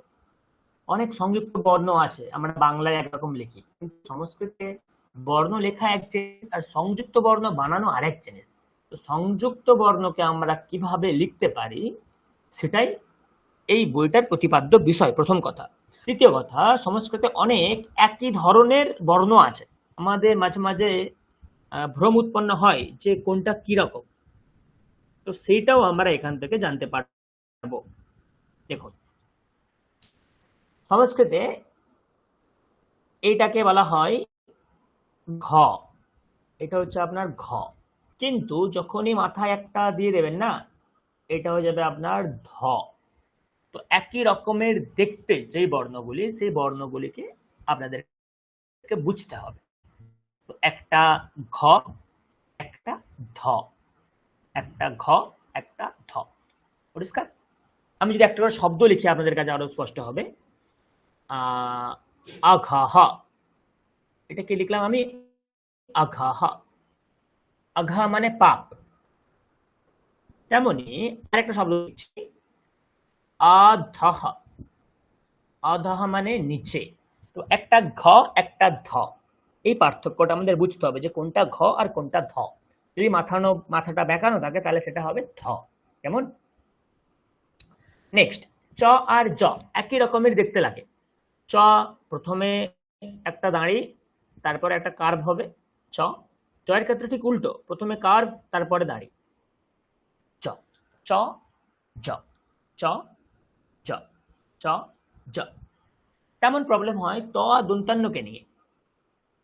এটা হচ্ছে আপনার ত, কিন্তু এটা হচ্ছে আপনার ন, ত ন, ত ন। ঠিক তেমনি এটা হচ্ছে আপনার ট, ট, আর এটা হচ্ছে আপনার ঢ, ট ঠ ড ঢ, ওই ঢক্কা ঢ। তো দেখুন ট আর ঢ আপনাদেরকে একই রকম মনে হবে আমাদের কাছে, কিন্তু না, টকারটা হচ্ছে সিম্পল, ঢকারটা সামনে গিয়ে একটু বেঁকে গেছে, গোল হয়ে গেছে। আর দুটো বয়ের তো পার্থক্য আমি বলেইছি, একটা ব পেট কাটা, বা পা ফা বা, আর একটা হচ্ছে আপনার ওয়া, ঠোঁটার দাঁত ওয়া। ঠিক তেমনি একটা হচ্ছে আপনার ম, মাথাটা যখনই মুড়িয়ে দেব তখনই হয়ে যাবে ভ। তো ম আর ভ দুটো একই রকম, কিন্তু এই ভকারের মাথাটা একটু গোল হয়ে যাবে। তো ম আর ভ। ঠিক তেমনি প, এটা হচ্ছে আপনার প, আর এটা হচ্ছে আপনার ইয়। খানিকটা একই রকমের দেখতে মনে হচ্ছে, কিন্তু পার্থক্য আছে। প হচ্ছে সিম্পল একটা হাত দিয়ে হয়ে গেছে, আর ইয়া হচ্ছে একটা একের বা দুইয়ের মতো হয়ে গেছে এখানে। ওকে, তারপরে এটা হচ্ছে আপনার ক খ গ ঘ ঙ, এটা ঙ। তেমনি ট ঠ ড, এটার কোনো কিন্তু গোল নেই, তো একটা ঙ একটা ড।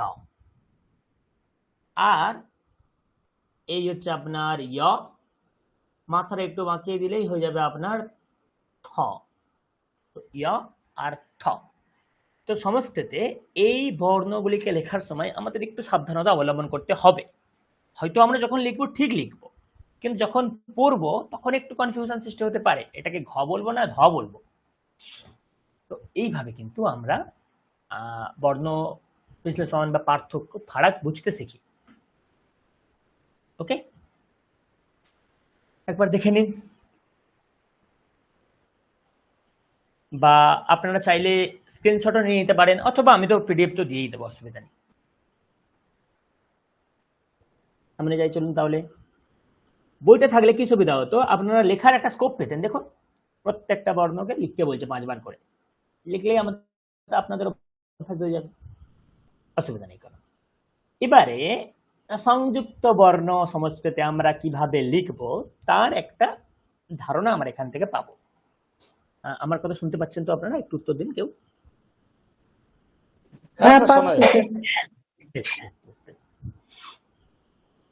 দেখুন কয়মূর্ধন্য ষ আমরা কিভাবে লিখব, দেখুন এখানে দেওয়া আছে না এখানে, কিন্তু এটাকে যদি একটু বড় করি তাহলে এরকমটা হবে।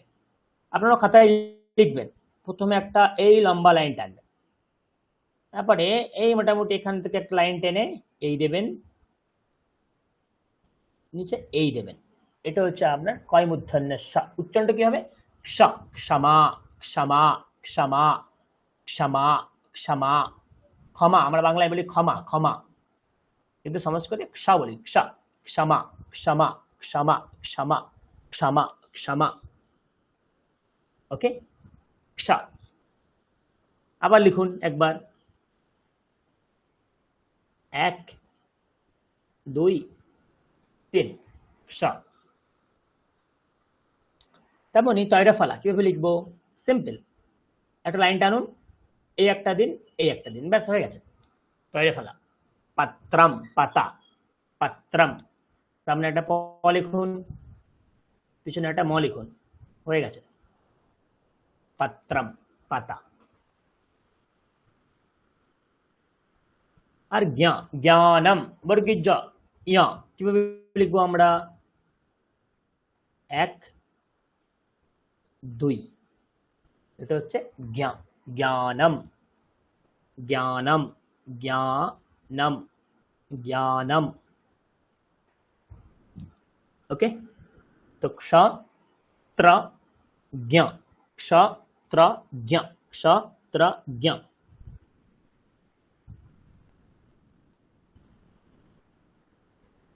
ওকে, এই তিনটি সংযুক্ত বর্ণ দিয়েই না একটা শব্দ হয়, দেখবেন আমি লিখবো।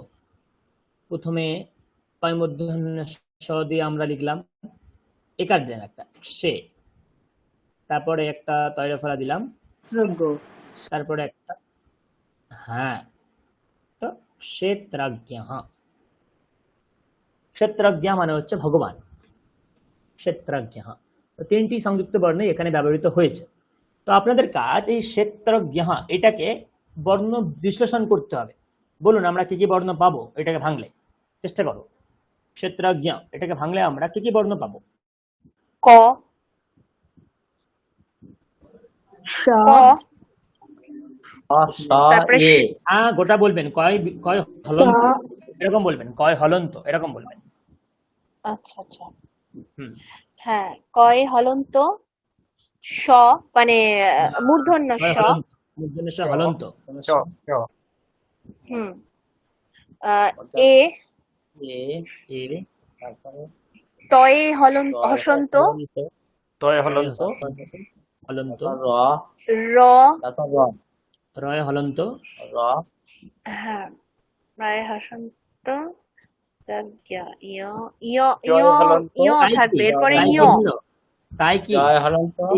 না না, ওয়েট, এই তয়রা ফলাটাকে যদি আমি ভাঙি কি কি পাবো? প্রথমে ত পাবো, তারপরে র পাবো, তারপরে অ পাবো না? অ পাবো অ হ্যাঁ, তো এখানে দ বলতে হবে আপনাদেরকে। তারপরে ইয়, তাই কি? জয় হলন্ত, বর্গীর জ। তারপরে ইয়া ইয়, ইয়া ইয়া হলন্ত। হলন্ত প্লাস না হলন্ত হবে না স্যার, বিসর্গ মানে অ, লাস্টে তো অকার আছে না, আহা তো লাস্টে হবে না, ইয়া অ জ অ আহা তো লাস্টে হবে না, অ প্লাস বিসর্গ। বিসর্গ হয় না, অ বিসর্গ একসঙ্গে লিখতে হয়। অ প্লাস বিসর্গ এরকম লেখা যায় না। হ্যাঁ, বিসর্গকে তার আগের বর্ণের সাথে লিখতে হয়, তো তাকে আগের বর্ণ অ এর সাথে বিসর্গ। ওকে, আরো প্রচুর উদাহরণ আছে, দেখুন ক্ষত্রিয়াহ, ত্রিশূলম, জ্ঞানী, এইভাবে অনেক আছে। এইগুলো আমরা আগের দিন আলোচনা করেছিলাম। দেখুন কা, কি কি, কু কু, তার একটি করে উদাহরণ এখানে বলা আছে। দেখুন কমলম, কফর কমলম, কা কাহা, কিঙ্কিণী, কিঙ্কিণী, অণি, মিউট করবেন, যে আনমিউট আছে মিউট করবেন। कीदृशः, की दीर्घ, कीदृशः, कुमारः, कूर्मः, कृषकः, पितॄणां, केशः। মিউট করবেন, কেউ আনমিউট আছে দেখুন, মিউট করবেন। কৈবর্তः, কোণার্কः, কৌশিকः, কংসः, কः, এগুলি আমরা শিখছি। ওকে,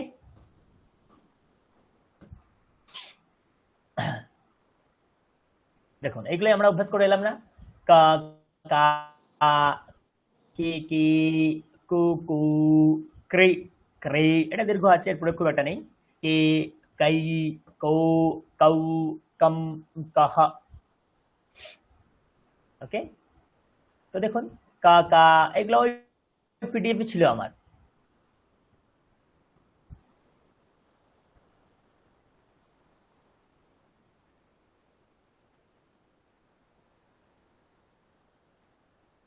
এখানে তো সব দেওয়া আছে করে। কাজ করি, এটাকে তো মোছা যাবে।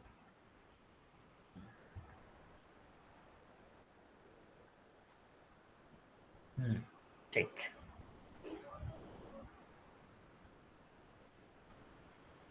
বলুন 2 নাম্বার বিশ্লেষণ করুন, কি হবে?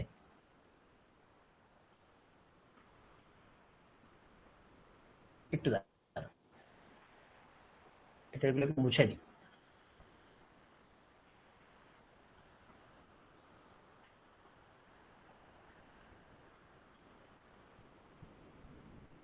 এইগুলো অভ্যাস করলে আপনাদের, হ্যাঁ চলুন এখানে যা যা আমরা অভ্যাস করবো। 2 নাম্বার কি হবে? নায়কः, বলুন কি হবে? আপনারাই বলুন, আমি দেখবো কি হবে, বলুন। নয় হলন্ত, প্লাস হুম প্লাস আ প্লাস উন্তস হলন্ত প্লাস অ প্লাস কয় হলন্ত প্লাস অ বিসর্গ। Good, very good. চলুন বা লাকাহা কি হবে?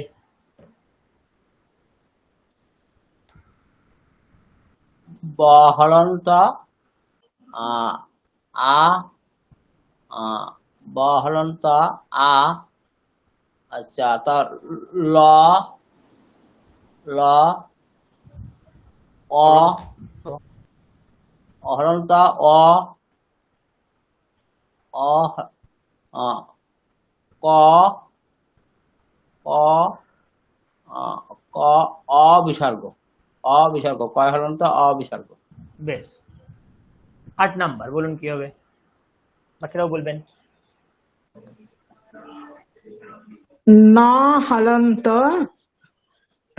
অ, গ হলন্ত অ, র হলন্ত অ, ম হলন্ত ব্যাস, তারপর আর কিছু নেই। অ। অত নেই, মকার দিয়ে তো শেষ হয়ে গেছে না? অত নেই হ্যাঁ আর। হ্যাঁ,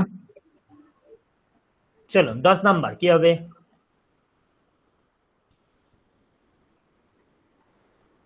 তাই গ হলন্ত প্লাস ই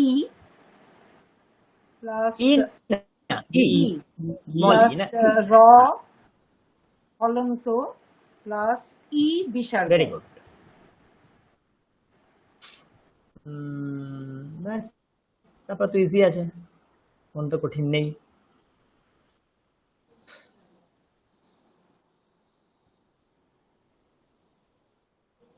দেখুন সংযুক্ত বর্ণ, দেখুন খুব সুন্দরভাবে দেওয়া আছে, এই বই থেকে আপনারা জানার চেষ্টা করুন।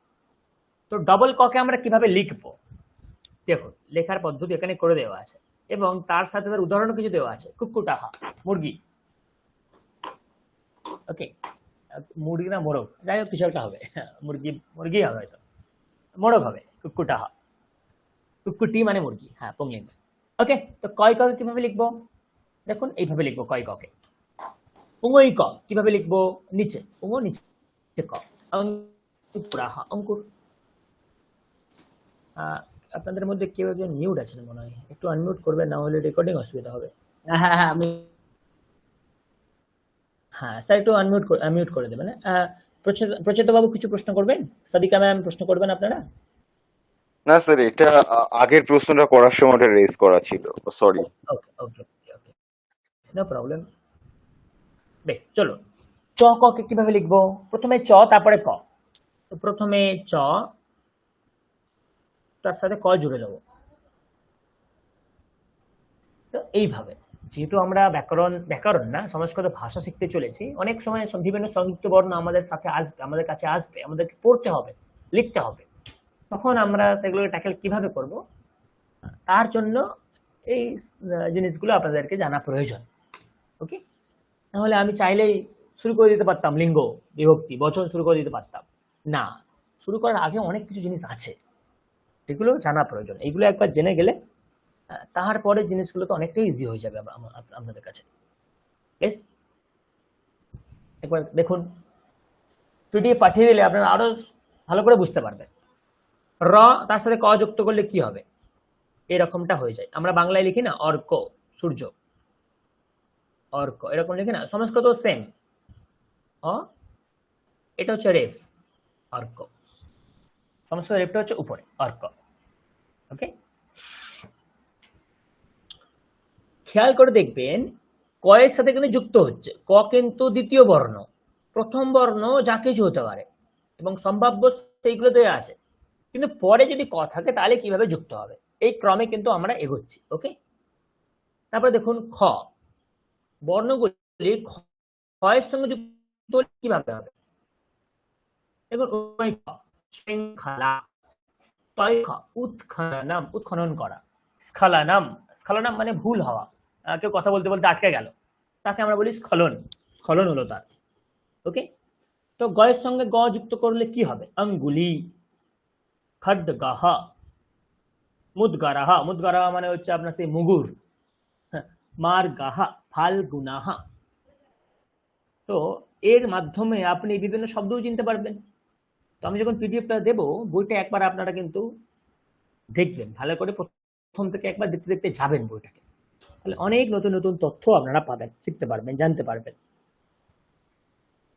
ওকে, তো কিভাবে স্যার একটা সংযুক্ত লেখা হয়? কথা হুম হুম, বলবো স্যার? হ্যাঁ বলুন বলুন। বলছি স্যার, এই বইটা যখন আপনি দেবেন, এই যে পাশের যে লেখাগুলো যে প্র্যাকটিস করেছে এগুলোকে কি মুছে দেয়া যাবে? আমি চেষ্টা করবো, মুছে দেওয়ারই চেষ্টা করবো। আমি তো মুছতে তাহলে স্যার পারবো না, আমি এটাকে বরং রং করে দিতে পারবো। সাদা রং করে দিলে এটা সাদা হয়ে যাবে। হ্যাঁ কিন্তু আমি তা এটা শিওর দিতে পারছি না, আপনারা যখন যদি এটাকে প্রিন্ট আউট যদি করেন, তাহলে হ্যাঁ রং স্যার। করা জায়গাটা কালো আসবে কিনা আমি কিন্তু বলতে পারবো না, আচ্ছা, কারণ আমি তো সেটাও এটাকে স্যার মুছতে ঠিক পারবো না। আছে, মানে জাস্ট এই লেখাটা যাতে যদি কোনোভাবে মানে যদি করা যায় স্যার, আমি সম্ভব করে দেবো, হয়। আমি সাদা দিয়ে করে দেবো। হ্যাঁ, আমি সাদা দিয়ে করে দেবো, আর সাদা রং দিয়ে মুছে দেবো। এই যেমন এখান থেকে আমি একটু আগে করলাম, একটা সাদা রং দিয়ে মুছে দিলাম, যেমন এটা ধরুন সাদা রং দিয়ে এরকম মুছে দিলাম। কিন্তু যদি কেউ এই বইটাকে প্রিন্ট আউট করার কথা ভাবেন, তাহলে এই সাদা আর রঙের যে জায়গাগুলো, এইগুলো কালো আসবে কিনা আসবে আমি কনফার্ম না, কালো আসতে পারে এগুলো। তো হ্যাঁ, সেটা যেমন ঠিক আছে স্যার, একবার খালি জাস্ট ট্রাই করে দেখবো আমরা একবার, সেটার ওকে, জন্য। এই ও বাকি আমি পোর্শনটা মুছে কি, ওটা ছাড়া আমরা বাকি পোর্শনটা সিলেক্ট করে প্রিন্ট করতে পারবো না? হবে না বোধহয় সিলেক্ট করা, মানে আপনি তো পাঠাবেন সেই এটা তো পিডিএফ না, হ্যাঁ পিডিএফ, আমরা এটা তো পিডিএফ না, পিডিএফ এ যা থাকবে সেটাই তো প্রিন্ট হবে না। তো দেখা যাক, আমি মুছে দেবো। তাহলে আমাকে একটু সময় দিন, তাহলে আমি পিডিএফ কাল নাগাদ পাঠাবো। আজকে তো হবে না, অনেক বড় পৃষ্ঠা আছে, তো অনেক লেখা আছে। হ্যাঁ স্যার, আমার যদি একটু একটু সময় দিন, মুছে পাঠান আমি লিখে তাহলে খুব পাঠাবো। ভালো, মানে তাহলে অন্তত যদি আমরা বেশ আমি বেশ অন্তত আমার কথা বলছি, একবার প্রিন্ট আউট নিয়ে এটা লেখার চেষ্টা করব। বেশ বেশ বেশ, ভালো। আর যদি স্যার অনলাইন আমি একটা অ্যাভেলেবেল হয়, আমি লিঙ্ক পাঠিয়ে দেবো, আপনি ওখান থেকে ছোট্ট পারচেজ করতে সাজেশন পারেন, দিচ্ছি। অথবা আপনারা স্যার আমি একটা ছোট্ট সাজেশন দিচ্ছি। লাস্ট ক্লাসে তাপস বাবু, ডক্টর চিনি, উনি বোধহয় একটা পিডিএফ শেয়ার করেছিলেন, ওটার বোধহয় একদম ঠিকঠাক ভার্সন যেখানে এসবগুলো নেই। ওইটা ওটা যদি, কি আপনার কাছে আছে? ওটা আমি দেখবো, যদি আমার কাছে থাকে আমি তাহলে এই গ্রুপটাতে শেয়ার তাহলে করবো। আপনি পাঠিয়ে দেবেন, তাহলে তো খুবই তাহলে ভালো আপনাকে হবে। আর এই কষ্ট করে মুছতে হবে না। বেশ, তাহলে তো খুবই ভালো হবে, একবার তাহলে হ্যাঁ দেখুন। হ্যাঁ, আমি দেখে নিচ্ছি। আর ওকে ওকে ওকে, বেশ, তাহলে তো খুব ঠিক আছে, সুবিধা হবে। ঠিক আছে, ওকে। তাহলে খুব সুবিধা হবে। স্যার আমার একটা ছোট্ট প্রশ্ন আছে। হুম হুম,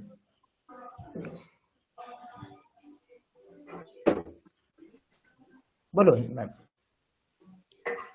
স্যার ওই, শুরুর দিকে আমরা যখন ওই উচ্চারণ, শ্লোকের উচ্চারণ আপনি বলে দিচ্ছিলেন যে বিসর্গের কিরকম ভাবে উচ্চারণ হবে, সেখানে ওই বৈকুণ্ঠ পুরুষ প্রাণাহ প্রাণাদফ প্রণাবফ পৃথুঃ হিরণ্য গর্ভস, এখানে এই শটা কি দন্তেস্ব হবে? যেহেতু শত্রুঘ্নও আছে হিরণ্য গর্ভের ক্ষেত্রে। হ্যাঁ দেখুন,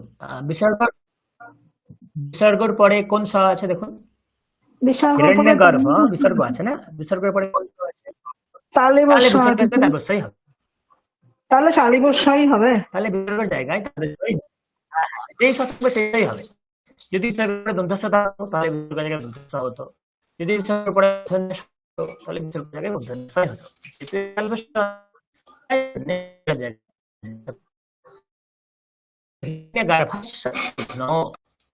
কোনটা পাঠাবো। Thank you sir, thank you.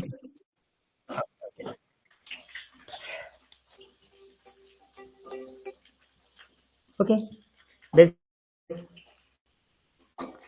দেখবেন অনেক ব্যঞ্জন দেওয়া আছে, আপনারা একদিনেই সবকিছু নিতে যাবেন না, আপনাদের সময় আছে, আপনারা একদিন করে দেখবেন। একদিন বসবেন, ক খ গ ঘ ঙ এই 5টা দেখবেন, তারপরের দিন বসে চ ছ জ ঝ ঞ এই 5টা দেখবেন।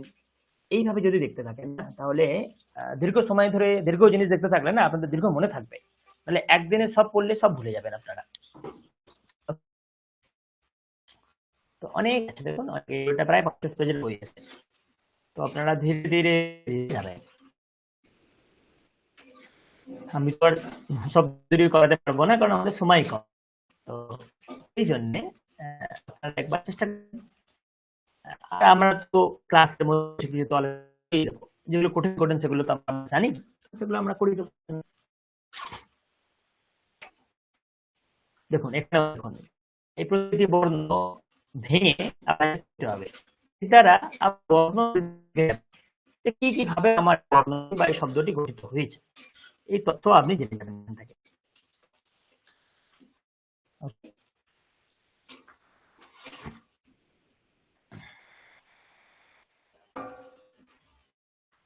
অনেক কিছু লেখা আছে। চলুন আমরা একটু সংখ্যা দেখি। আমরা 1 থেকে 10 পর্যন্ত সংখ্যা দেখবো আজকে। এখান থেকেই দেখুন, একম, এককে আমরা কি বলবো? একম বলবো। এক কিভাবে লিখতে হয় আপনারা লিখুন আমার সাথে। এককে আমরা কিভাবে লিখতে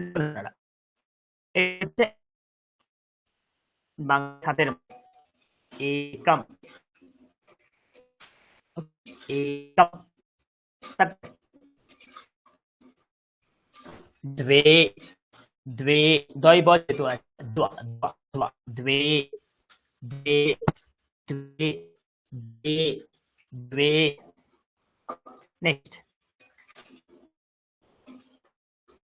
त्रि, देखो चलो त्रि, त्रि अणे, त्रि अणे, त्रि, त्रि अणे, त्रि अणे, चत्वारि, चत्वारि, चत्वारि, चत्वारि, 5 के पंच, पांचे पंचवान, पंच, पंच, 3 6, 6 के আমরা বলি ষট, মূর্ধন্য ষ, ট ঠ ষ, ট ঠ ষ, ষট, ষট, ষট, ষট।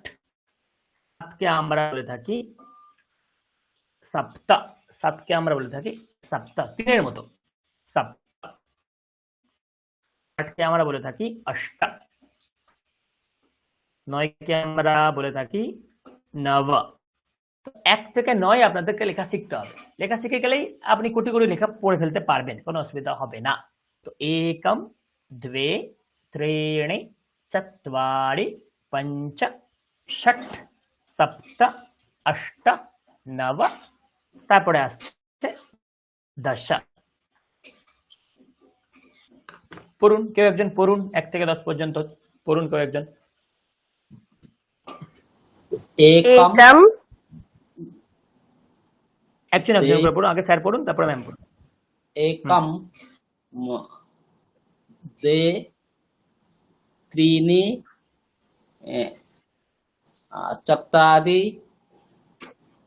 चत्वारि, चत्वारि, चत्वारि, पंच, তারপরে ষট, ষট, ষটা না, টকারের নিচে হলন্ত আছে, ষট, তার মানে ষট, ষট, ষট, তারপরে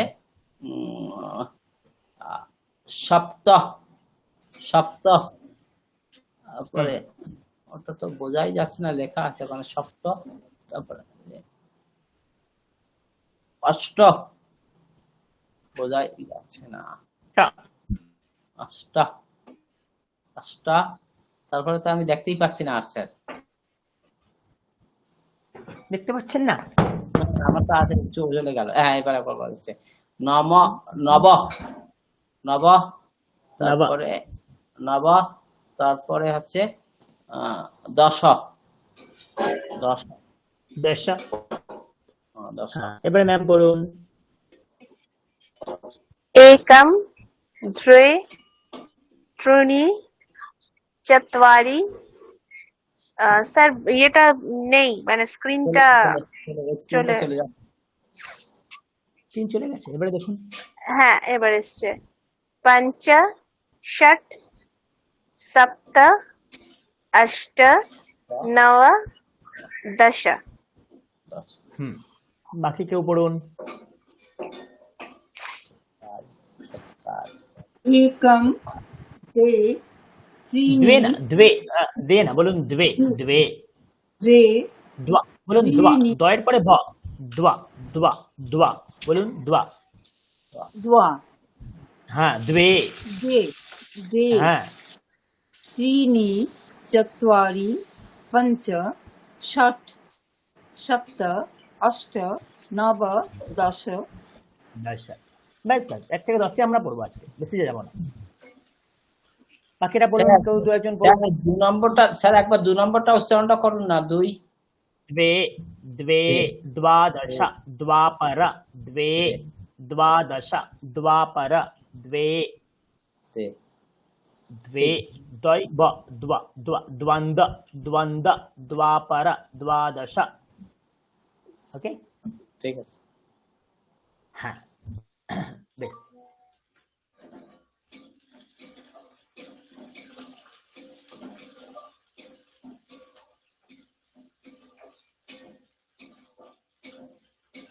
দেখুন 1 থেকে 10 পড়লাম তো আমরা, এবারে সময় দেখাও এই ফাঁকে আমরা শিখে যাব কিভাবে দেখবেন। দেখুন সময়কে আমরা বলি না ও ক্লক, ও ক্লককে বলা হয় বাদনম। কি বলি আমরা? বাদনম। দেখুন লেখা আছে এখানে বাদনম বাদনম। তো বাদনম বাদনম বাদনম। তো একটা বাজছে, আমরা কি বলবো? একম আমরা পড়েছিলাম 1-এর জন্য, কিন্তু ঘড়ি দেখার সময় একম বলবো না, কি বলবো? একবাদনম একবাদনম। 2-কে আমরা পড়েছিলাম দ্বে, কিন্তু ঘড়ি দেখার সময় আমরা দ্বে বাদনম বলবো না, দ্বিবাদনম। 3-কে আমরা পড়েছিলাম ত্রিণি, কিন্তু ঘড়ি দেখার সময় আমরা বলবো ত্রিবাদনম। আর 4-কে পড়েছিলাম চত্বারি, কিন্তু ঘড়ি দেখার সময় যদি 4টে বাজে তখন বলবো চতুর্বাদনম। এই 4টে জিনিস আপনাদের একটু খেয়াল রাখতে হবে, বাদ বাকি সব সোজা। पंचवादनम षट्वादनम सप्तवादनम अष्टवादनम नववादनम दशवादनम। 11 के আমরা বলি एकादश, বাংলায় আমরা বলি एकादश एकादश। 12 के द्वादश, संस्कृते द्वादश। तो एकादशवादनम द्वादशवादनम। শুধু 1 থেকে 4 আপনাদের খেয়াল রাখতে হবে, একটু পরিবর্তন হয় এখানে। তো एकवादनम द्विवादनम त्रिवादनम चतुर्वादनम। एकवादनम द्विवादनम त्रिवादनम चतुर्वादनम। তারপরে আগে তো সংখ্যা দিয়েই বাদন জুড়ে যাচ্ছে। पंचवादनम षट्वादनम सप्तवादनम अष्टवादनम नववादनम दशवादनम एकादशवादनम द्वादशवादनम। ওকে চলো, একটা বাজছে, কি বলবো? একবাদনম। এক না, এক। সংস্কৃত সবসময় পূর্ণ উচ্চারণ করতে হবে। হ্যাঁ দেখুন মকারের নিচে হলন্ত আছে বলে মকারের উচ্চারণটা হাফ হয়ে গেছে, আর তো কোথাও হলন্ত নেই, তাই জন্য সব পূর্ণ উচ্চারণ করতে হয়। একবাদনম।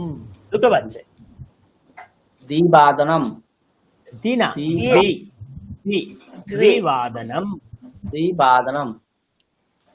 পেট কাটাবো না, व ओट और दांत व विवेकानंद व व वादनम वादनम। 3টে বাজছে। द्विवादनम त्रिवादनम, ওই বা দীর্ঘ করতে হবে, त्रिवादनम। 4টে বাজছে। দ্বিবাদনম। चतुर्वादनम আগে তো चतुर्वादनम। आगे सोचा देखो पंचवादनम षट्वादनम सप्तवादनम अष्टवादनम नववादनम दशवादनम एकादशवादनम द्वादशवादनम। ওকে মনে থাকবে, একদম সোজা, শুধু বাদন অ্যাড করতে হবে। 5-এর পরে তো সংখ্যা বসিয়ে দিন, ডিরেক্টলি হয়ে যাবে। আর 1 থেকে 4টে মনে রাখতে হবে, 1 থেকে 4 মনে রাখতে হবে। পরিষ্কার? কিন্তু লেখাটা তো সবটাই মনে রাখতে হবে। হ্যাঁ আপনি যদি একবার লেখাটা শিখে যান তাহলে তার কোনো অসুবিধা নেই। আপনি একবাদনম উচ্চারণ করছেন, তাহলে সিম্পল एक, तो एक एक वाद वादनम एकवादनम হয়ে গেল একবাদনম। তো তার জন্য অভ্যাস করতে হবে, অ আ ক খ লেখা অভ্যাস করতে হবে। আমি বলেছিলাম না 5টা করে লিখতে, তো লিখবেন সময় পেলে, তাহলে কি হবে ভয়টা কাটবে, ভয়টা কাটবে, যেহেতু নতুন একটা ভাষা, নতুন একটা লিপি আপনারা শিখতে চলেছেন, পড়তে চলেছেন, একটু তো সময় দিতে হবে, এফোর্ট দিতে হবে। ওকে, তো বাকি স্যার একটা 15, একটা 20, একটা 30, একটা 50, একটা 60 সব আজকে পড়বো না, সবকিছু নিয়ম আছে, ধীরে ধীরে ধীরে ধীরে পড়বো। আজকে একদম প্রাথমিক যে স্তর, একবাদনম দ্বিবাদনম, সংখ্যা 1 থেকে 10, ক্লিয়ার? ওকে, তো আমাদের 7টা দিন, 7টা দিনের একবার জেনে নিন নামগুলো, শুধু নামগুলো, আর কিছু জানবো না, শুধু নামগুলো জানবো। এদিকের কি আছে আপনাদের দেখা দরকার নেই, শুধু এই দিকটা দেখুন কি আছে। সোমবার বলি না আমরা, সংস্কৃতে বার হয় না, সংস্কৃত হয় वासरः, वासरः डेज, वासरः। तो सोमवासरः सोमवार, मंगलवार मंगलवासरः, बुधवार बुधवासरः, बृहस्पतिवार अथवा गुरुवार तो गुरुवासरः, शुक्रवार शुक्रवासरः, शनिवार शनिवासरः, रविवार रविवासरः। बस কিছুই নেই, দেখুন শুধু বাসারাহ এটা মনে রাখবেন আর আমাদের বাংলার সাথে জুড়ে দেবেন, আচ্ছা বাসারাহ বাসারাহ বলছেন তো, কিছু বলছেন স্যার? এখানে দন্তুস্বর উচ্চারণটা কেমন হবে? বাস সোম বাসরা স্যার, সোম বাসারাহ, সোম বাসারাহ, দুটোই তো স না, सोमवासरः, सोमवासरः सोमवासरः, मंगलवासरः, बुधवासरः, गुरुवासरः, शुक्र तालबश शुक्रवासरः, शनिवासरः, रविवासरः। উচ্চারণ হবে, তালবস্য আছে, তালবস্য উচ্চারণ হবে স্যার, তাই না?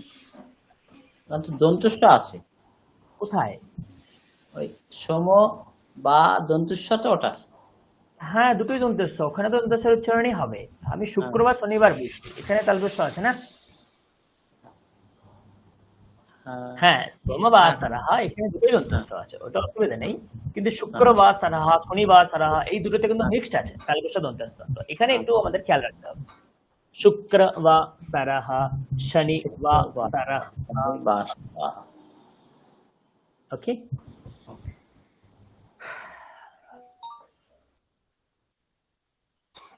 তাহলে বলুন আমরা আজকে প্রথম থেকে কি শিখলাম, কি কি আপনাদের মনে আছে দেখি। আমরা আজকে প্রথম থেকে কি কি শিখলাম, কি কি মনে আছে আপনাদের?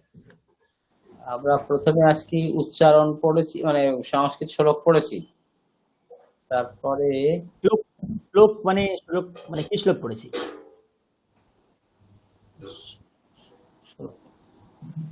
সহনা ভবতু, ওইটা এটা শ্লোক না, এটা মন্ত্র, এটা তো শান্তি মন্ত্র, এটা মন্ত্র। শ্লোক আলাদা জিনিস, মন্ত্র আলাদা জিনিস, ওকে।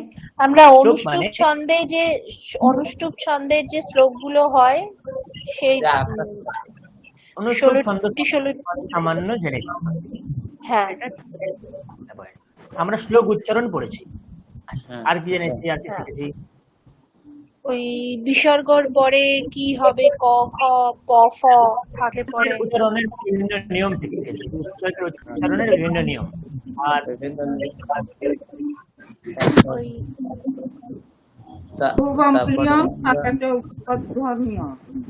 হ্যাঁ এগুলো তো নিয়মে হয়ে গেল। তারপরে কি শিখলাম? তারপরে সম্বোধন করা, মানে ভাবাতাহ নাম কিম, ওই ওই আর কি, মম নাম, হ্যাঁ পরিচয়, হ্যাঁ একটা নিজের পরিচয়, স্ত্রীলিঙ্গকে প্রশ্ন করলে কি করে করবো, তারপরে যুক্ত বর্ণ, তারপরে জানলাম বর্ণ বিশ্লেষণ, তাই না? হ্যাঁ বর্ণ বিশ্লেষণ জানলাম, তারপরে যুক্ত বর্ণ লেখার পদ্ধতি জানলাম, যুক্ত বর্ণ। তারপরে কি জানলাম? সংখ্যা